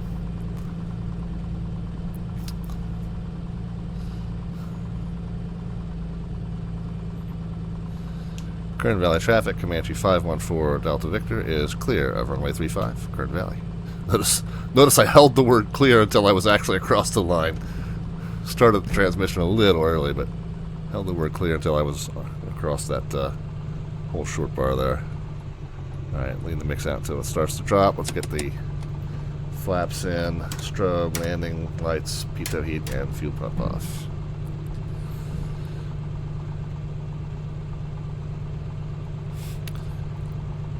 Yeah, Ruby, we take your first one. That's one of the contest rules. So we'll take your first one. Informally, you can say 73 was your second guess, and you can just decide on your own whether it was the winning guess. But in terms of who we award the entry to, your first guess counts. The good news is, wouldn't have mattered.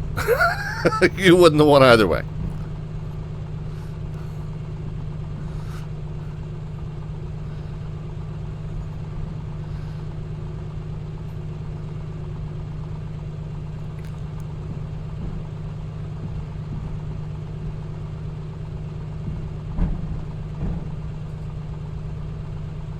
I have no idea where I'm going, by the way. I'm just taxiing, and this taxiway just seems to lead towards those buildings, so just kind of follow the yellow brick road at this point.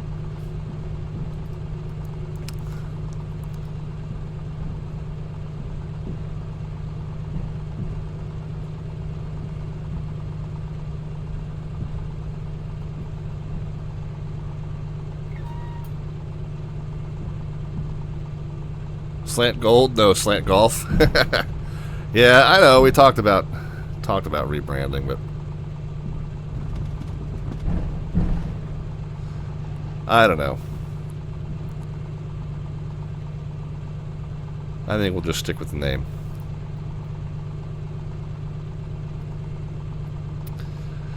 I forget who it was. So it was somebody like Papa Charlie or Them's My Shoes or somebody. I forget who it was, and I'm misattributing it. I truly apologize. I thought it was a genius. Maybe it was CB Flyer. I can't remember. If I'm misattributing it, I apologize to who said it, because it was a brilliant observation. Because we were talking a few months ago about the potential to rebrand and what would I call myself. And the whoever it was, what they said was, well, think about all the other companies that are well known under a name that no longer describes what they do. Geico, government employee insurance company. You don't need to be a government employee to get a Geico account. M&T Bank, manufacturers and traders bank. Yeah, but M&T Bank is just a commercial bank. It's for anybody. It doesn't have to be a manufacturer or a trader necessarily. AT&T, what was it? Atlantic, Telegraph and Telephone, right? Something like that. I don't remember exactly. 7-Eleven. It's called that because it was open from 7 a.m. to 11 p.m. All these places that are branded because of what they originally started as, and they've moved on to bigger and better things, but they still go by that original brand name. So I was like, you know what? That's a really solid point. I think we'll just probably stick with the name. Now, 757 Spy, he has a dual brand, right? Because he was branded as a 757 pilot and the spy enthusiast. He's no longer flying the 757, but he's still the spy enthusiast. So he goes from 757 Spy to Spy Flight. So he's still carrying his branding, even though he's changed it up a little bit. Continuum. Australian live streamer, Continuum. He became known as Conti for short. So now he goes by Fly Conti. Because the way he wrote Continuum, C-O-N, the number 7, I-N-U-M-U-U-M. It's a difficult name to spell, and people were constantly having trouble finding his page because they couldn't spell it. Fly Conti, just very much straightforward. So it's still the same thing. It's the same branding, and they've just adjusted it slightly. So, but for me to do that, like the slant alpha code is the only thing I've got in my branding. So I would have to completely rebrand to something different, I think. And it's just not worth it. So whoever it was, if you're in the chat today, in terms of talking about the rebranding that we considered on this channel, you pointed out the 7-Eleven example, the AT&T example, a couple other ones. I missed. I can't remember. M&T Bank was mine, I think, but there was a couple other ones that you pointed out in your discussion of the issue that I just thought were brilliant points. So whoever that was, and if I've misattributed it, I apologize, but whoever that was, yeah, you convinced me. We'll just keep the branding as is. Who gets the entry into our landing rate raffle? It was whoever gets close to 37. A little bit. The stats window is calling that a bounce. It was more of a little bit of a skim and skip. And yeah, 13 knot crosswind. Yeah, no joke there. So yeah, Ruby, whether it was 60 or 73, you lost either way. So hopefully that gives you some peace of mind, some solace. Lost either way. 80, 65, 60, 88, 55, 45, 43, 79. So is Iowa Scotsman, is that the lowest one I see? I think it's Iowa Scotsman, guys. If there was any lower than 43, let me know. But right now, I'm gonna say Iowa Scotsman. And where was this? Lima 05, Kern Valley. Yeah, I got shipping confirmation on the replacement headset, by the way, so this hopefully will be resolved by Tuesday. I thought I had a duplicate one of these. Apparently, I lost that at one of the events I attended. But yeah, the new primary and new backup are on the way, so hopefully we'll be here by Tuesday stream. If not, I'll deal with this one more stream and we'll be fine. All right, well, congrats, Iowa Scotsman. Hopefully, I didn't miss anybody's guesses that were closer.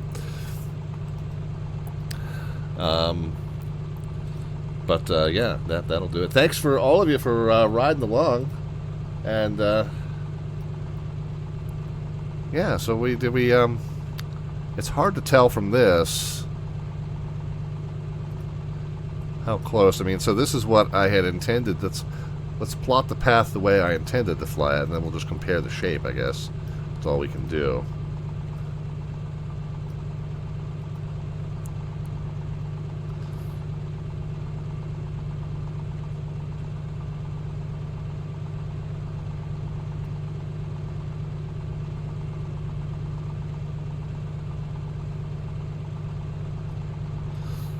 So that's what it was supposed to look like, and then what did it actually look like?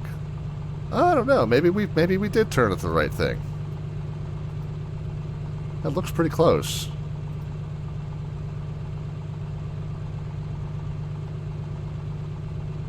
Yeah, maybe we did turn it the right thing.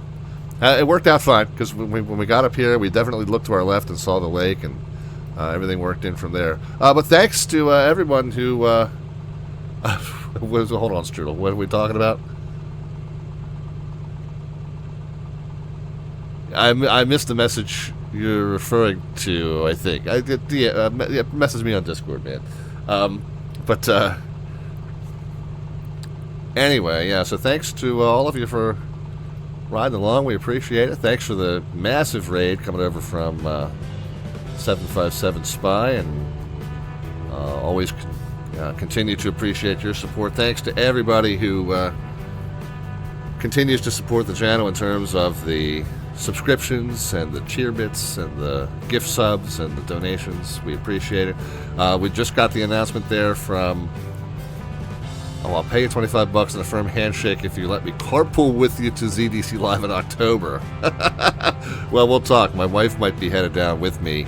So I don't know if we'll have room in the car if we attend together. If she's not able to go, I might have space.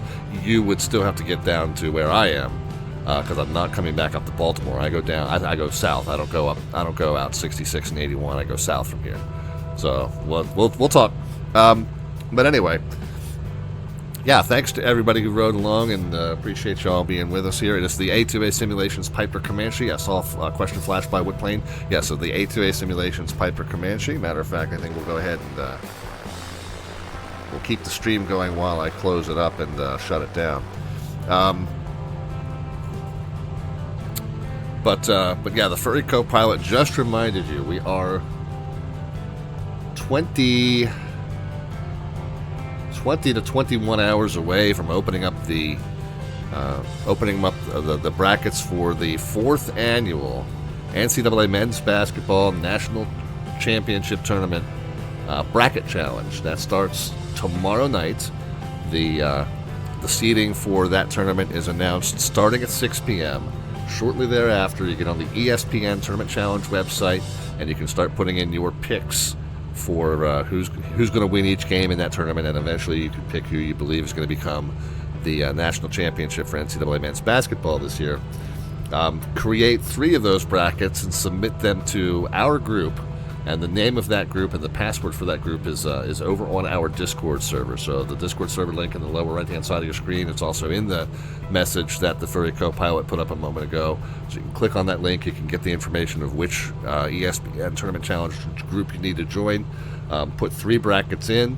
The caveat is that you need to either have your ESPN username or the names of the brackets themselves need to make it obvious who you are and which person is associated. Don't just give me like a random jumble of numbers, and then at the end of that contest, if it's one of the top 3 finishers, you just be like messaging me like, yeah, that one's me. Because if 3 people message me and go, yeah, that one's me, that's a little suspicious. So I want to know ahead of time which bracket matches up to which user that I know you as. So just make sure the names of either the brackets or the username that you choose on the ESPN site is something I can recognize you by. Other than that, it's free to enter, no obligation. Submit 3 brackets. The way that the contest works is you submit them and you lock those in prior to the round of 64 tip-off, okay? There's 68 teams in it. Over the course of the next few days, it'll get narrowed from 68 to 64. Once it gets to 64, that's when the real tournament starts. It's 4 16-seeded tournaments that merge into one. So by the time that first game on Thursday tips off, usually around 11 or noon Eastern time, that's when the brackets lock. So you really only have that 3.5-day window. Once the seedings are announced tomorrow night, you've only got that 3.5-day window to get your 3 completely picked, filled out, completed brackets submitted to my group. And then once you do, they'll lock one Thursday. Now, from that point forward, the way it's a normal bracket pool. So you get points for every one you predicted correctly. The deeper into the tournament you go, the more the points you get for each correct prediction. So the picks are weighted toward the later picks. I will post updates to the channel in the Discord there as to how the tournament's unfolding and any of the special surprises and upsets that happen, all the cool storylines that the tournament creates. And then as well as on top of that, layered with our bracket challenge update and how our storylines fold into that. By the end, you have 3 brackets in. What we do is we count every person's one best bracket. We stack them up top to bottom, and the top 3 get prizes: $50, $25, and $15. And what you do then is you just let me know if you're one of the winners. Do you want that as an Amazon.com gift card? Do you want that as an Xplane.org store gift card? Or do you want that as a Sim Market gift card? So 50, 25, and 15. However, here's the twist. I put brackets in too. And if you're in the top 3 at the end, and in addition to finishing in the top 3, you also beat my best bracket, whatever prize amount you do, I double that. So it could be as much as 150 and 30 as your prize amounts for Amazon.com or Xplane.org store or SimMarket.com if I place 4th or lower. Whichever of the top 3 beat my best bracket, those are the ones that I will double. So that's how it pans out. Again, if you guys have been around for a long time and you remember the game show on Comedy Central called Win Ben Stein's Money. Like, it was a trivia game show that Ben Stein, the comedian who was a comedian, comic actor, and an extremely intellectual guy, was the host. If you remember the guy who played the economics professor at the beginning of Ferris Bueller's Day Off, that's him.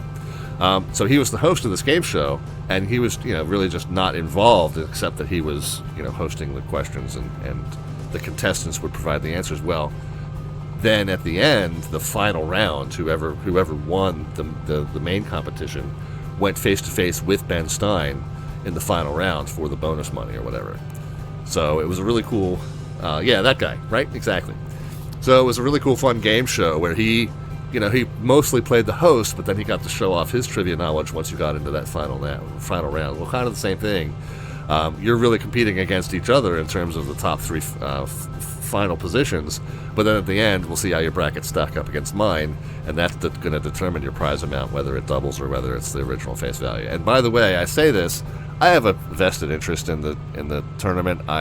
It's literally my favorite sporting event. I look forward to March Madness more than I look forward to the Super Bowl. But at any rate,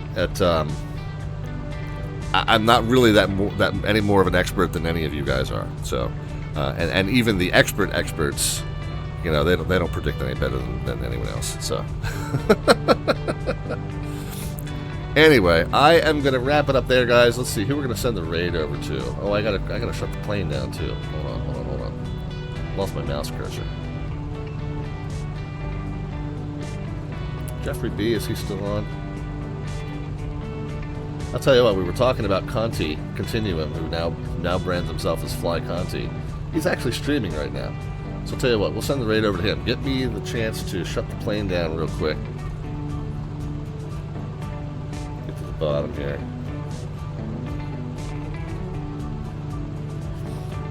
Yeah, let's do a real quick shutdown of the aircraft. So Com 1, Com 2, Com 1, Com 2, Nav 1, Com 1, Nav 1, Com 2, Nav 2. There we go. Get the transponder shut off. We get the ADF radio shut off. The avionics off. We can do a little bit of a run up. We'll blip the magneto switch just to make sure that the ground wires are still connected that cut power to the mag. You never want to have live mags accidentally on the ramp, not know it. Somebody bumps your prop and starts it without realizing it. But anyway, so that live mag check is passed now. We can go ahead and pull the throttle all the way down. Alright, mixed cutoff. Mags off. Fuel valves off.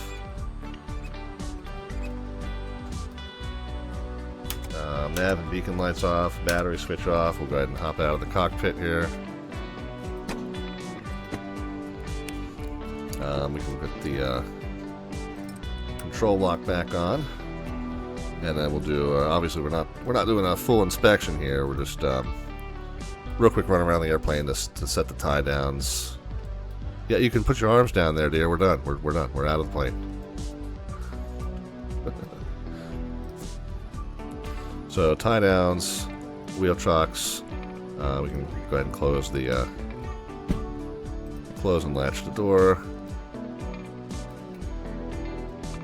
This is the one I always forget. It's the pitot cover because it's kind of hard to see from this angle.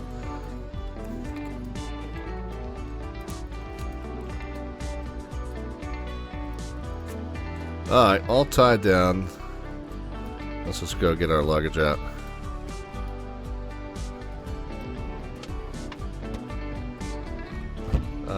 Hold on. There was one more in there. There was one more in there. There we go. Okay, now we can shut that. Alright, and we'll go ahead and close on that shot there.